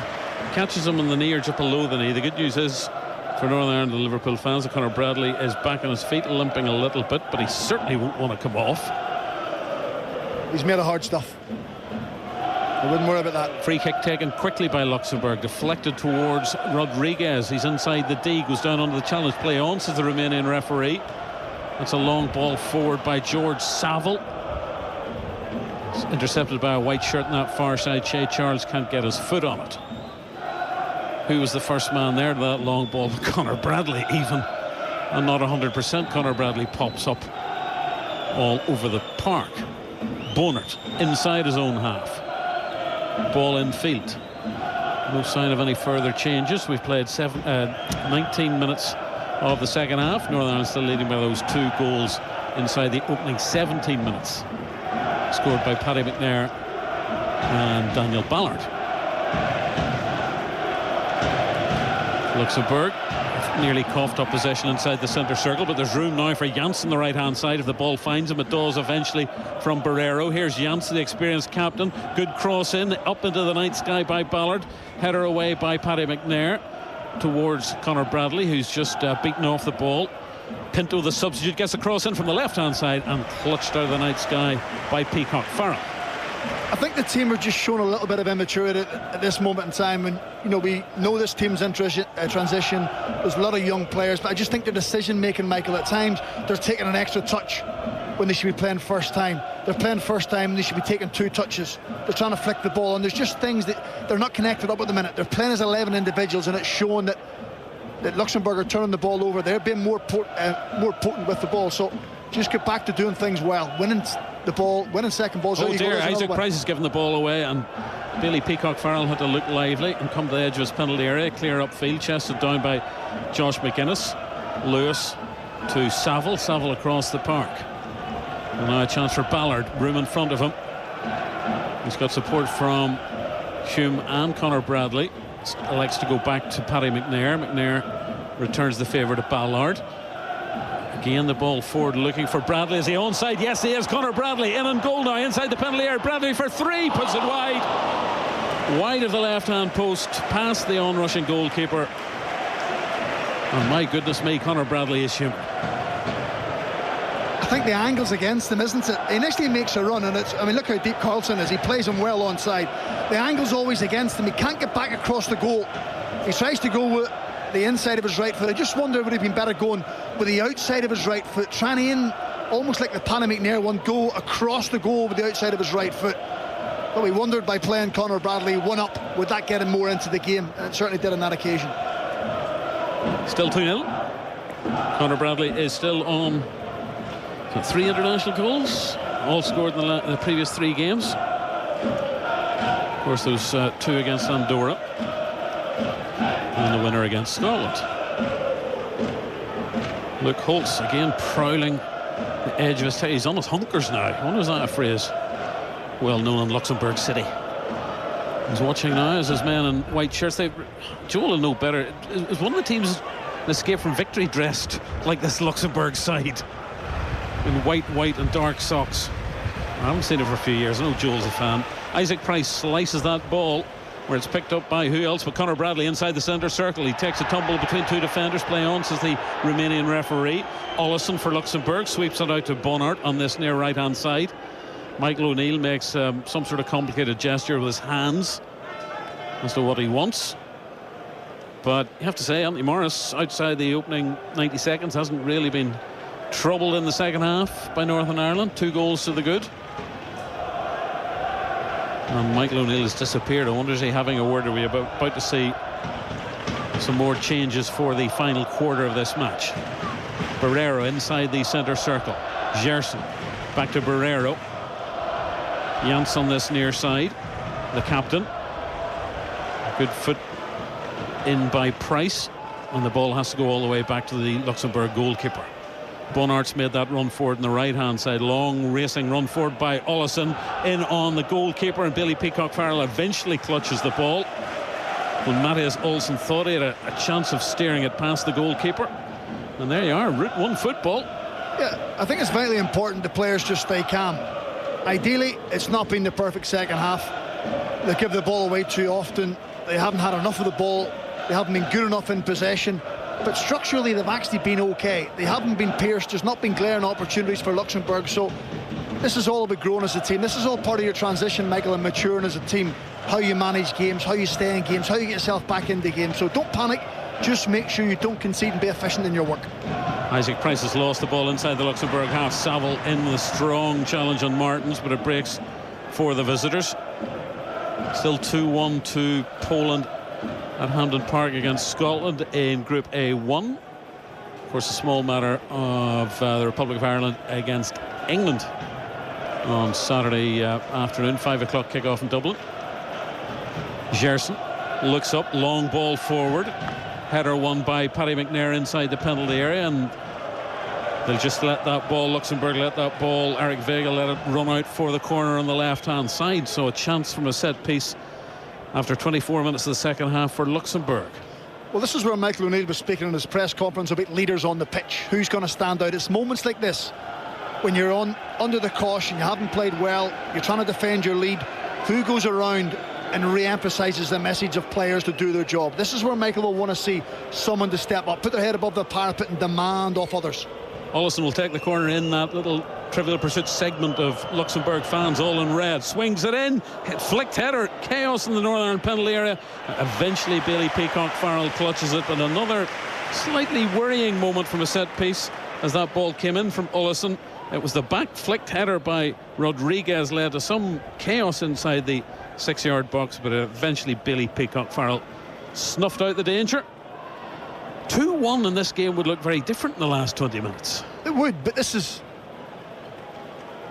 I think you want to see young players under stress. You want to see how they manage it, Michael. You want to see what their mindset is and how they approach it. Do they go hiding, or do they galvanise each other? Do they get together and understand where you are in the game? They haven't been good in the second half, but if you can get out with a 2-0 victory, then I think that's a big milestone, because you've got through a half of football without playing well and you've not conceded a goal. So make sure that's the outcome.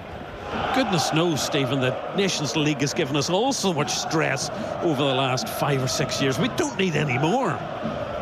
It's part of the DNA, Michael. You know that, unfortunately. Bradley on the right-hand side gets the ball to his captain. There's another Luxembourg player gone down. I think he just fallen over, but the ball has been coughed up.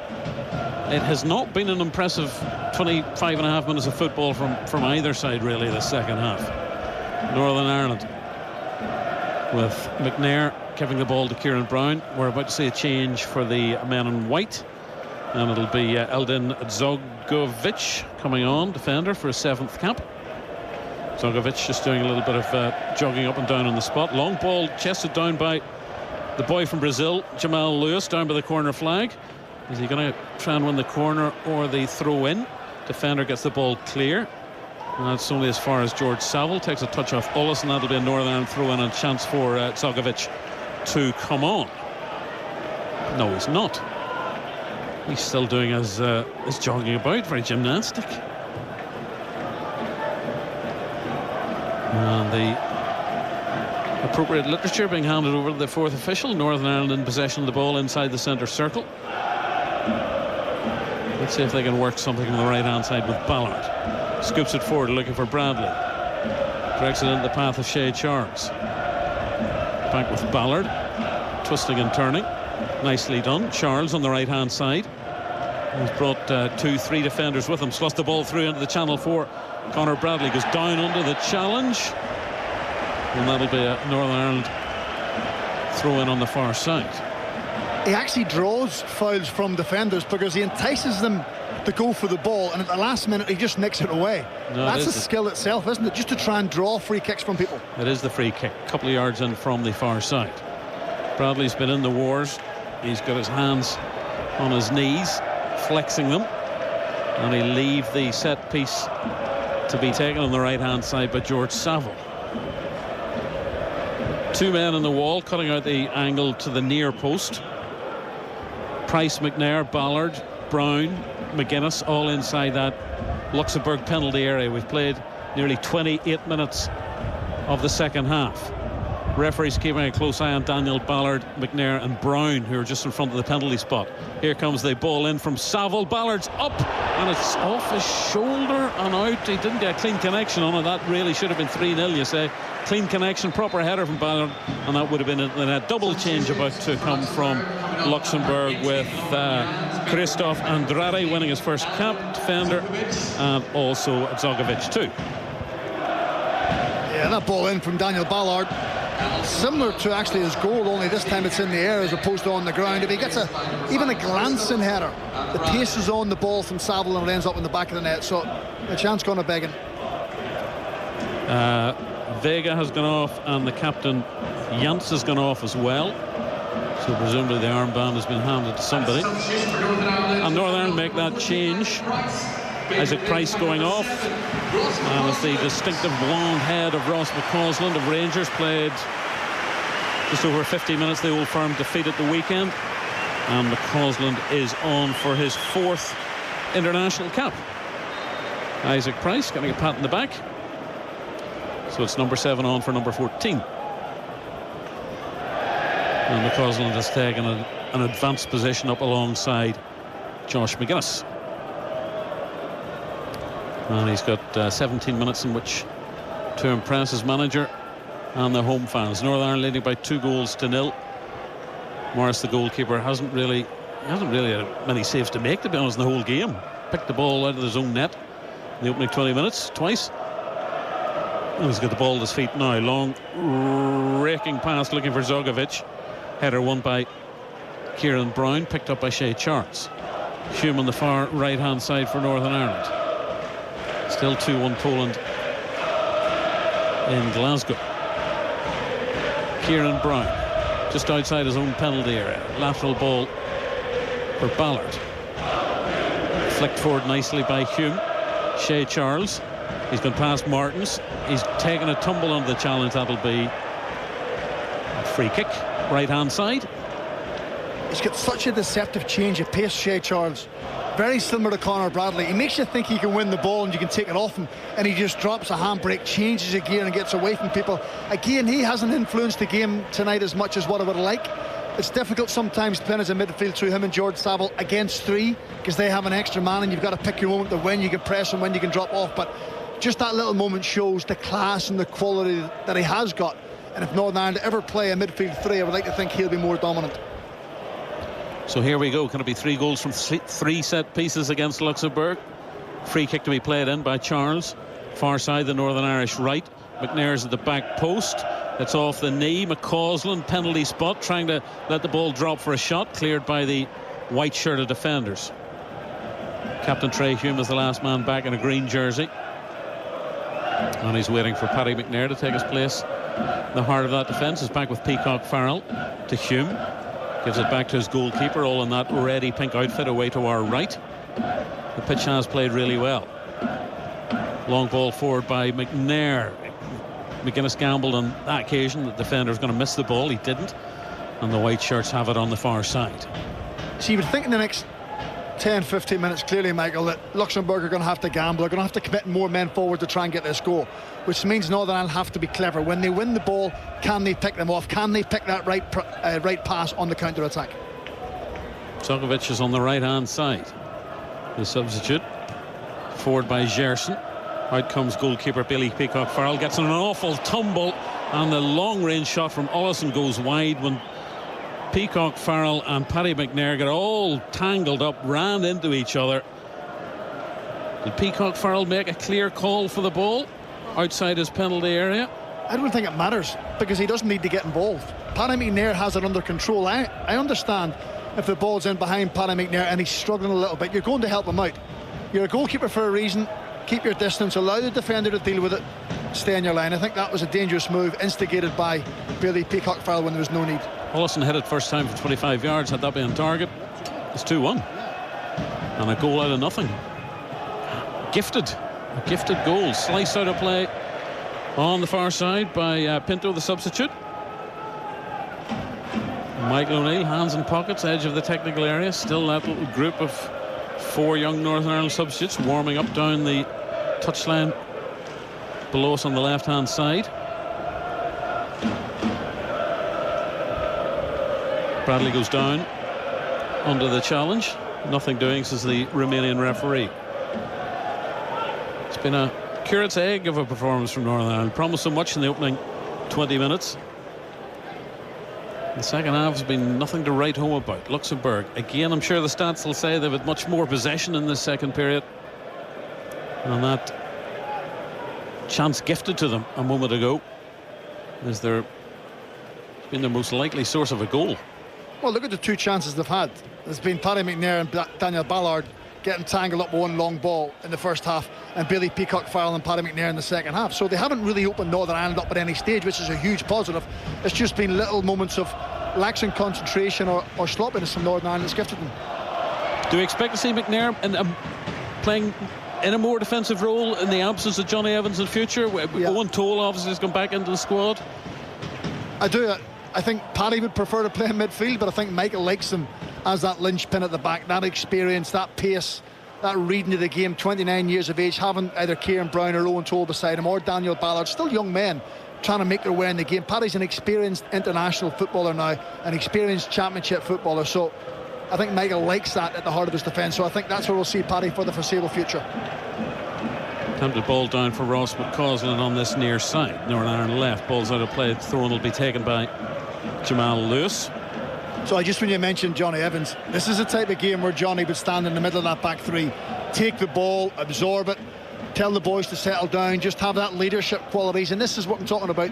Someone on that pitch has to grow into that role. Someone has to take the responsibility off of Johnny Evans or a Craig Cathcart, because they ain't coming back. Kieran Brown on the halfway line with a throw-in. Strong header won by Luxembourg in defence. Barrero out to that left-hand side, and Huma's been beaten in the challenge. Just as I say that, the young debutant Andrade's lost the ball, and Charles gets it back to Ballard and all the way back to Peacock Farrell on his left foot. Chips it out to the near side, chips it over the head of Jamal Lewis, and Scott McTominay has equalised for Scotland. 2-2 against Poland. It's not every team can go to Hampden Park and win, Michael. Well, Scots come from 2 down against Poland at half-time. Goals from Gilmore and McTominay. Ball picked up by Saville, but an illegal challenge by McNair on Rodriguez. And Rodriguez is demonstrating the push that McNair has just been penalised for.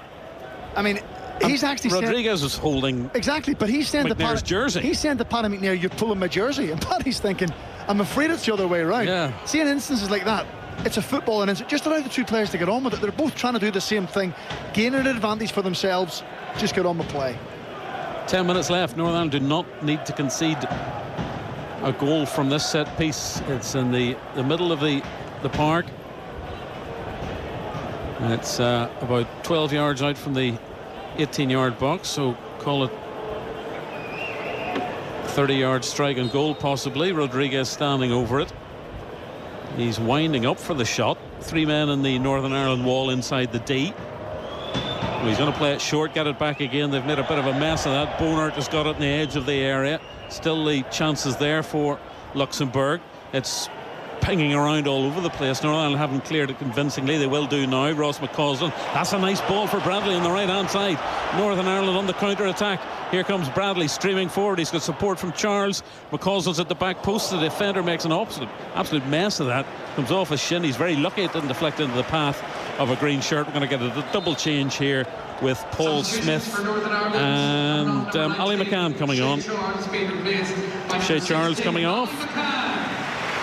Ali McCann on for his 23rd cap.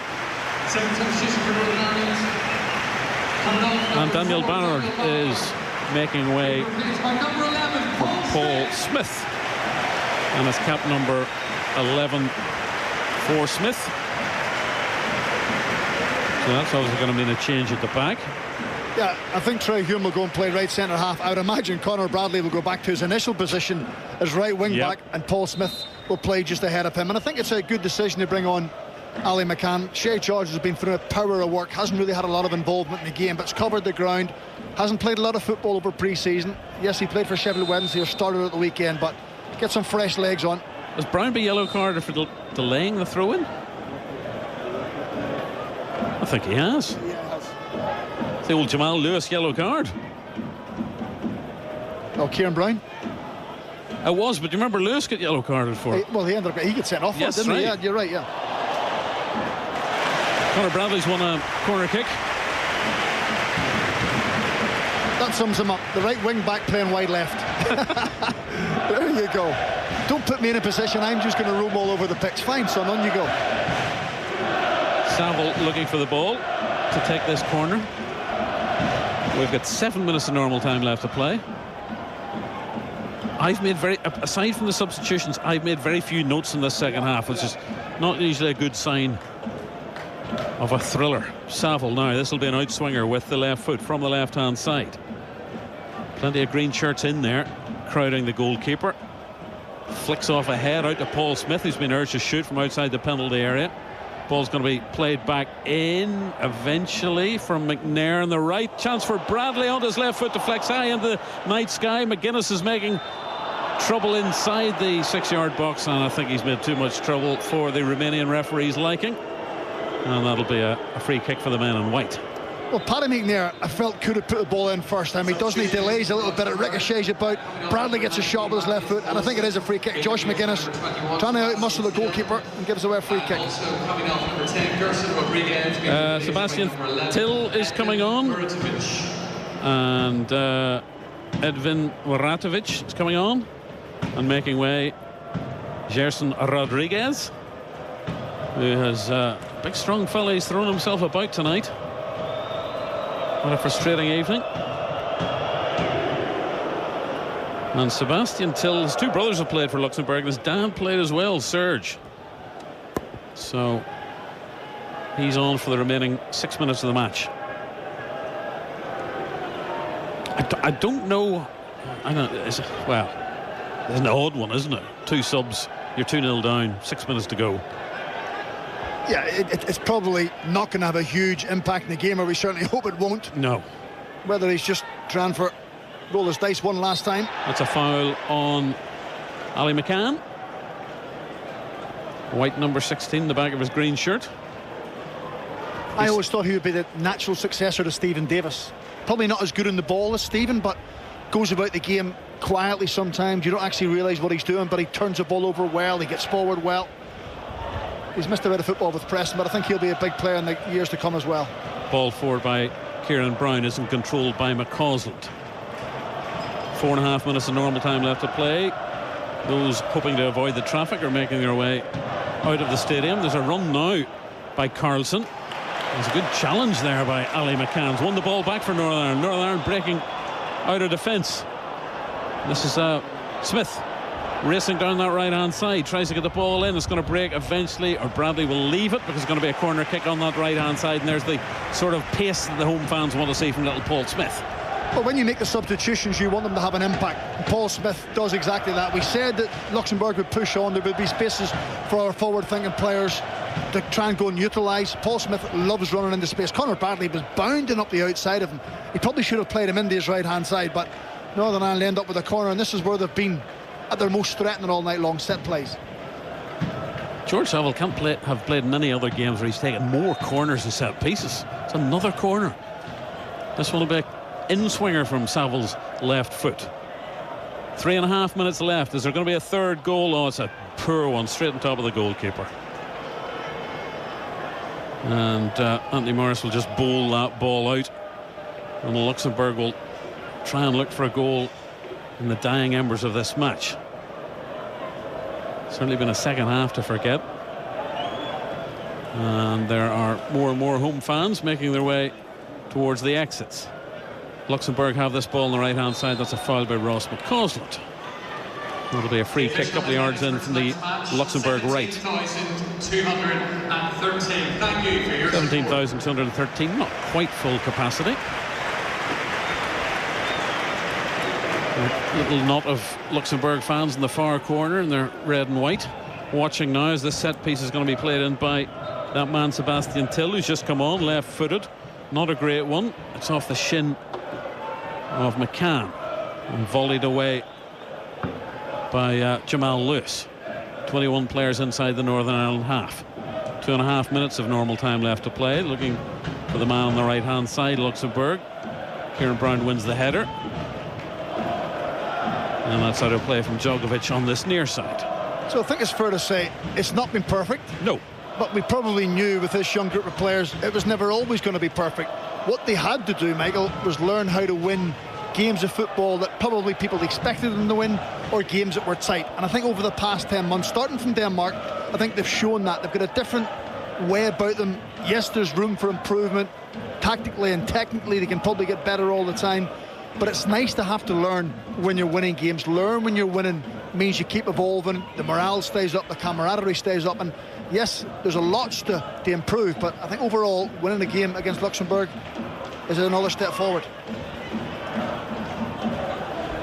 Well, let's not count our chickens.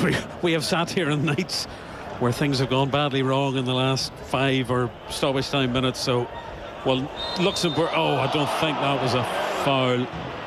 Saville penalised when McGuinness was nearly going to break away from a couple of yards inside the Luxembourg half. We're nearly into the last minute of normal time in this match. Luxembourg, again, they've dominated the possession stats. But as Stephen Cregan has said, their two biggest chances were almost handed to them by the home side. The board is out nearly for the additional minutes, the fourth official. Just watching the play unfold in front of him. Luxembourg with the ball inside the Northern Ireland half, again not doing very much with it. Barrero out to that left, gets the ball back. Barrero looking to see if there's any movement in front of him from the man just on Muratovic, the forward. Here's the other substitute, Till, left hand side. Is the cross going to come in? And it's only going to find George Saville. Saville gets the ball out. Still we wait to see how many additional minutes are going to be played. Northern Ireland try to send Paul Smith forward, but it's all the way back to the Luxembourg goalkeeper in yellow away to our left. And the other thing, Michael, is when you spend so long out of possession, it wears you down physically. It drains you a little bit. So when they go to Bulgaria on Sunday, Michael will hope that they're better with the ball and they can spend more time with it than what they have tonight, because it's tough within 4 days to spend long spells having to chase shadows. Minimum of 3 additional minutes. Conor Bradley's got a little bit of cramp on the far side. He's back on his feet. Free kick will be taken by Billy Peacock Farrell.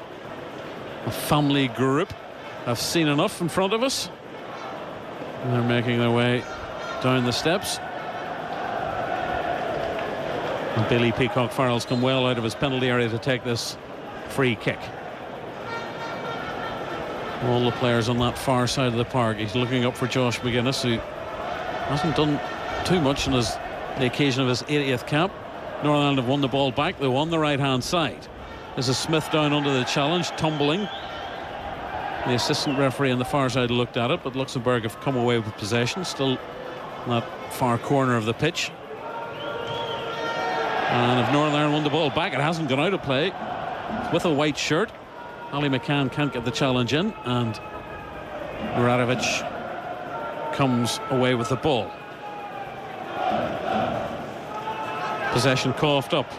Brown is going in a charging run forward. Kieran Brown Finds McCausland inside the penalty area. Ross McCausland on his right foot. Oh, curling shot tipped away by the goalkeeper. Great save.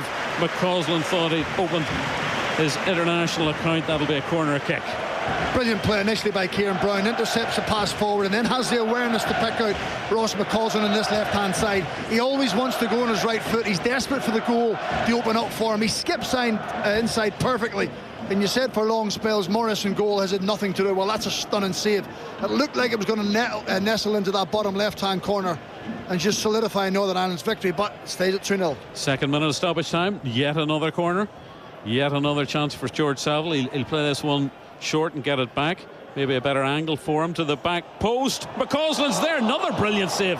That's even better from Morris. Diving low at his near post. McCausland thought he'd scored on the volley. I actually thought from the corner that once it was played back to George Saville, he'd put too much height on it again. I thought it was going to entice Morris to come for it, but Ross McCausland just scoots round the back. I think he actually should score from this one. I know the last one was a great save by Morris. That was a great save as well, but I don't think he should have given the goalkeeper any chance at all. Will he get any better chances to open his international account?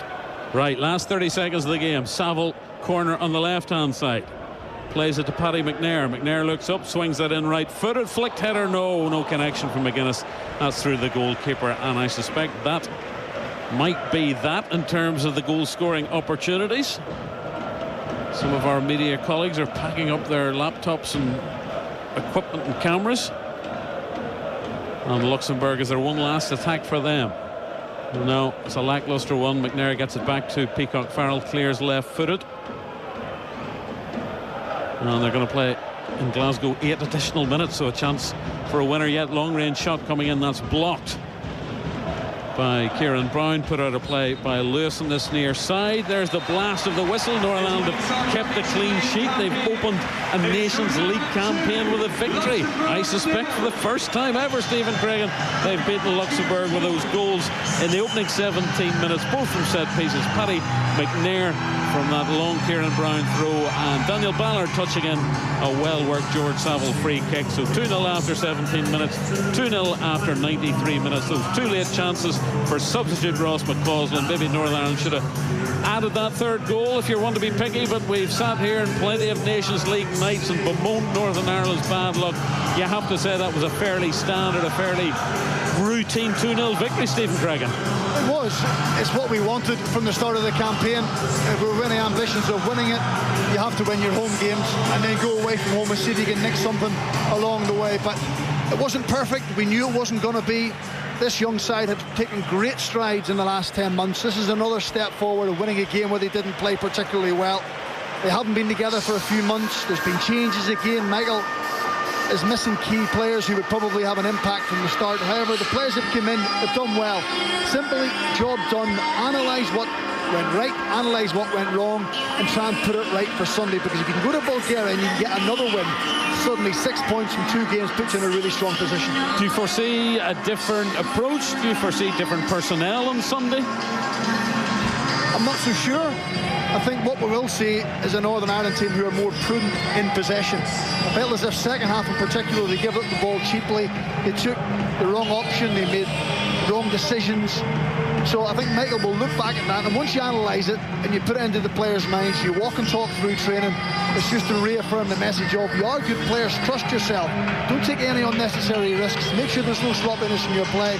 But I think certainly the way they started the game was a huge positive. We always want that here at Windsor Park. We want the team to be on the front foot and take the game to the opposition. They've done that, they got the 2 goals. They probably have to be better after that, but 3 points. They're deep in stoppage time in the other game in Northern Ireland's Nations League group, and it's currently Belarus 0, Bulgaria 0. My thanks to Stephen Cregan. Let's get further thoughts on what was a very encouraging victory for Northern Ireland at the start of this Nations League campaign. The Luxembourg players are going to applaud their own supporters on the far side of the ground. The Northern Ireland players have applauded their fans who are leaving Windsor Park at the end of a scoreline which reads Northern Ireland 2, Luxembourg 0. Thank you, Stephen. Thank you, Michael. Keith Gillespie, David Healy and Jim Magilton all sitting alongside me. So, Jim, job done? Yeah, 2-0. Starting off a new campaign. It's always important to win your home games. I think there would be a general satisfaction. Can they play better? Will they play better? I'm sure they will, but it's just building up momentum. Recent games, recent successes, another win, another few caps, minutes in the bank for a few players. It's all valuable experience. David? Yeah, real positives, clean sheet, a couple of opportunities, a wee bit of a go at the end to sort of try and get the third. But I think in general, again, coming into it, we beat San Marino, I think 2-0 going back a couple of years ago, and everybody was saying, we were expected to beat. We talked about the record of Luxembourg over the last couple of years and the development, the improvement that they've made. So, brilliant result, a lot of positives. Again, the freshness, the energy, even coming off the bench. Said about the attacking players in Marshall and Price, replaced by Smith and McCausland. Both players who can run, they want to go forward. So huge positives for me tonight. And the amount of times, Keith, where it's felt like a Nations League campaign's been over after the first game. We're never going to score bucket loads of goals in games anyway. So it's as much as we could have hoped for tonight, isn't it? Yeah, I mean, I would have liked to seen us go on and get that third, because while it's 2-0, the next goal is very, very important. And I mean, the chances that they had were all our own doing. The one where Billy Peacock foul comes out, I'm not sure what he's actually doing, but I think the job was done in the first 20 minutes. We started the game, with great intensity, and you can understand the players want to protect that 2-0, but certainly Luxembourg were there for the taking to go and rattle up a few more goals. And it was the perfect start, Keith, wasn't it? The 2 goals inside the first 16 minutes. Yep, as I say, we did start the game very, very well.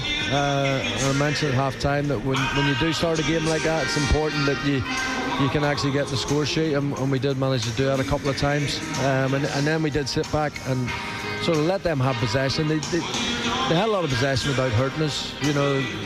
We played with it in front of us, but this hasn't been a good competition for us. So to start off with a victory, is great and sets us up nicely for Sunday. And our nervy moments, David, were self-inflicted, really, weren't they? Yeah, again, Billy sort of come out, tackle Paddy, sort of self-inflicted.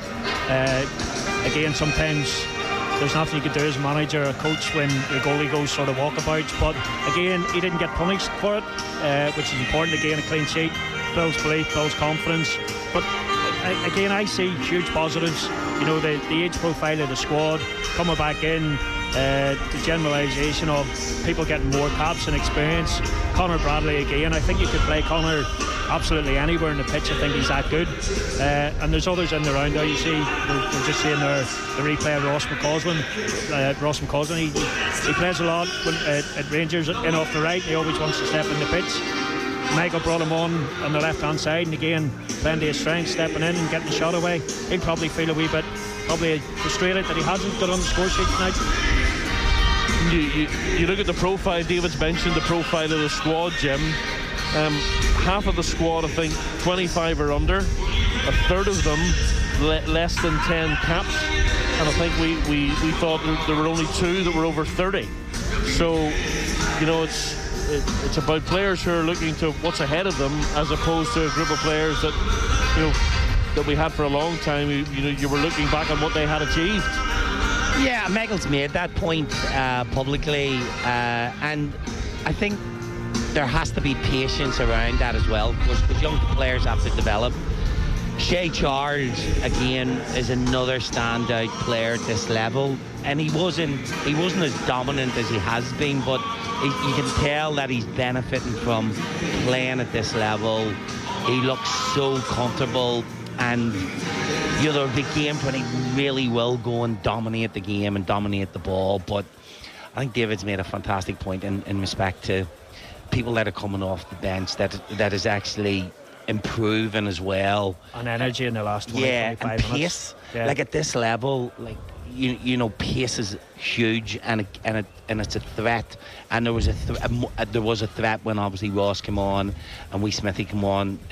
So it gives you that another outlet to your game. Something we've seen with Conor McMenamin as well before he got injured. Yeah, again, when you're bringing that sort of type of player on, defenders, the later the game goes and you're sort of opening up a bit, the space is being created by the opposition, the people with pace are going to hurt you. It's the last thing a defender wants to see, with people coming on who's going to run direct at you. But again, tonight, Jim mentioned the Shea Charge. I thought George Saville had a really good game tonight. He did. Again, I've been sort of waiting for, I think George to really go and stamp his authority now with his experience and whatever else. There's been games where he's been on the periphery, he's missed some chances where you sort of think, if it had fell to somebody else, possibly, should have scored. George should. He's important now, isn't he, David? Because he's played in a lot of big games. Yeah, he is, and he's consistently played at a really good level in England. And again, I don't think the Northern, he's accumulated a huge amount of caps, and credit to him. He's always here, he always turns up. There's been times and occasions where, again, certainly myself, who have seen Northern Ireland play over the last number, you always want a wee bit more from George. I think tonight, again, considering the type of game that it was, he showed bite in the tackle, he showed composure on the ball, and I think it was one of his better performances tonight. We're in the wind tunnel here at the National Stadium at Windsor Park, and all of a sudden, Keith, after a run of 2 wins and 8 defeats in 10 matches, both the wins against San Marino, Northern Ireland are now on a run of 4 wins in their last 6 and just the 1 defeat, and that defeat was against the European champion Spain. Yep, we did go through that terrible spell, but it all started that night against Denmark. Fantastic performance here, and going away and playing the likes of Romania, tough fixture, was getting a draw out of that. But the more sort of games that we get, the more results that we get, the more the players react to that. It's important to keep that run going. I think Sunday will be a difficult game away in Bulgaria. They're always very good technically. Yeah. But this performance tonight was, I think, you take away the first 20 minutes, it was just okay then. But the job is done in the first 20, and that's the most important thing. David, do you think, because we chatted about this after the Denmark game, and you were on the big bucks that night on telly, so we didn't get to hear from you. But that's why Viaplay went bust. Do you think that there was a change kind of around those games from that moment where we're a little bit more direct than we had been? I don't think we saw it too often tonight, the goalkeeper getting it down, us trying to pass it out from our own 6-yard box. We've kind of gone to maybe more traditional Northern Ireland style of how we play. Especially at home, I think it's important that you put opposition teams under pressure from set plays. Well, the crowd are on your side as opposed to on your back. I thought the crowd were really good tonight, considering, again, sometimes it's easy turning up for an international fixture and being really supportive against one of the top nations. But again, tonight, I thought for large periods of the game tonight, they were really supportive, getting behind the team and created a real good general sort of atmosphere, feel about the place. But you go back to, again, to Denmark. When you know that you can compete, I know Denmark, I think, had already qualified that night. People were saying, well, maybe the party mode was in, but the response from them, which is always important, it's okay beating Denmark but the response after that, going to Romania, playing against Spain, beating Andorra again, which you're again sort of expected to, and again, like tonight, turning in a Luxembourg team coming in decent form, and given that level of performance, albeit, yes, of course, I know that Jim and Keith had sort of mentioned about you always crave a wee bit more, you always want a wee bit more, but for starters at the minute, considering the break coming off pre-season, the disappointment of people like Johnny and Stuart. That's a great point. Stepping into September, because you're still trying to get match fitness. Yeah. Correct. And some of these boys mightn't have even played that many games for their clubs. And it's a weird fixture. And again, you don't know how lads have started their season. Some might be coming in a little bit undercooked and under par, and so it was an important result, and it's again an important win. The only downside of this is that we may have to, if we're successful here, we may have to start studying what the Nations League means in terms of playoffs and qualification and all the things that can come Joel, with it. It's crucial. But it's important. You see some of the, you're guaranteed then if you finish top of the group, a playoff opportunity if the group stages don't go to plan. And again, you're not always sort of guaranteed, where Northern Ireland being that they're, the draw's going to be favourable for them. So these games finishing top of the group, albeit sort of Group C, but it guarantees you some sort of opportunity then to go and progress into the four best Nations League group winners who finish outside the top two in their World Cup qualifying group will go into the second round playoffs for the World Cup, and it will be those 4 plus 12 group runners up from the World Cup qualifiers, and then 4 out of those 16 teams will go to the World Cup finals. So it could be significant. Jim will know better again with the qualification for 2016. Michael's tuned into. Michael will have everything accumulated in his mind about where they need to be, points, whatever else. So absolutely no doubt that he'll be using this. Not only, I know he said a little bit in the press about gaining experience and using this, about bedding in young players and different bits, but I've absolutely no doubt that he'll be keen to top this group. In terms of other games tonight, the other game in this group, Bulgaria finished the game with 10 men against Belarus. It finished 0-0. Sounds a thriller. Slovakia beat Estonia 1-0. Serbia got a draw with European champion Spain. Poland beat Scotland 3-2. Scotland got back to 2-2. They've lost the game. Poland losing to a 97th minute penalty. So they've been beaten by 3-2. Denmark beat Switzerland 2-0. Portugal beat Croatia 2-1. But possibly the result of the night, I know Keith got very excited about this, so I did a bit of digging. San Marino, who before tonight in World Cup qualifying, European Championship qualifying and Nations League matches had played 176 games. They had lost 171 and had drawn 5, and they have won a competitive fixture for the first time. They have beaten Liechtenstein at home by 1-0 at the 177th attempt. Wow. They have managed. Unbelievable. Is that them in the next round of County Anthem sheet? We'll probably draw them. Lauren will probably draw them. But it's astonishing, really. I mean, 177 attempts before you get an international victory. And they've managed to do it in a competitive match. You can just imagine the celebrations going on coming off the pitch. We played there, and again we played there internationally, and even when they lost, I think we beat them 3-0 when we played, and you weren't even allowed to get off the pitch. They wanted your top, they wanted your shorts, they wanted your socks, because again, playing probably a team from sort of Britain at the time, that they wanted everything from you. So I can just imagine the celebrations coming off there. Jim, I mean, Bulgaria, it's good, I suppose, after this result to have a game so quickly, and Michael will be pleased. It's another period of time. I mean, are we seeing some of what he spoke about in evidence now about, getting the almost 2 weeks, it was 12 or 13 days with the players in the summer, and it was the longest period of time that he'd had with this group since he came back as manager. Are we starting to see some of that pay off a little bit? Yeah, I think there's a vibe off the group. There is that youthfulness, and we're watching on the pitch now, and the lads are doing a bit of a warm down, a bit of a possession session, and you look at them, and they're so young. They are so young. But you're so old. Jim. Yeah, well, that's quite correct. But there's something brewing, right? You do get a feel for it, and that happened. I remember he went to South America with that group of players, and they all bought into it, and then they started winning.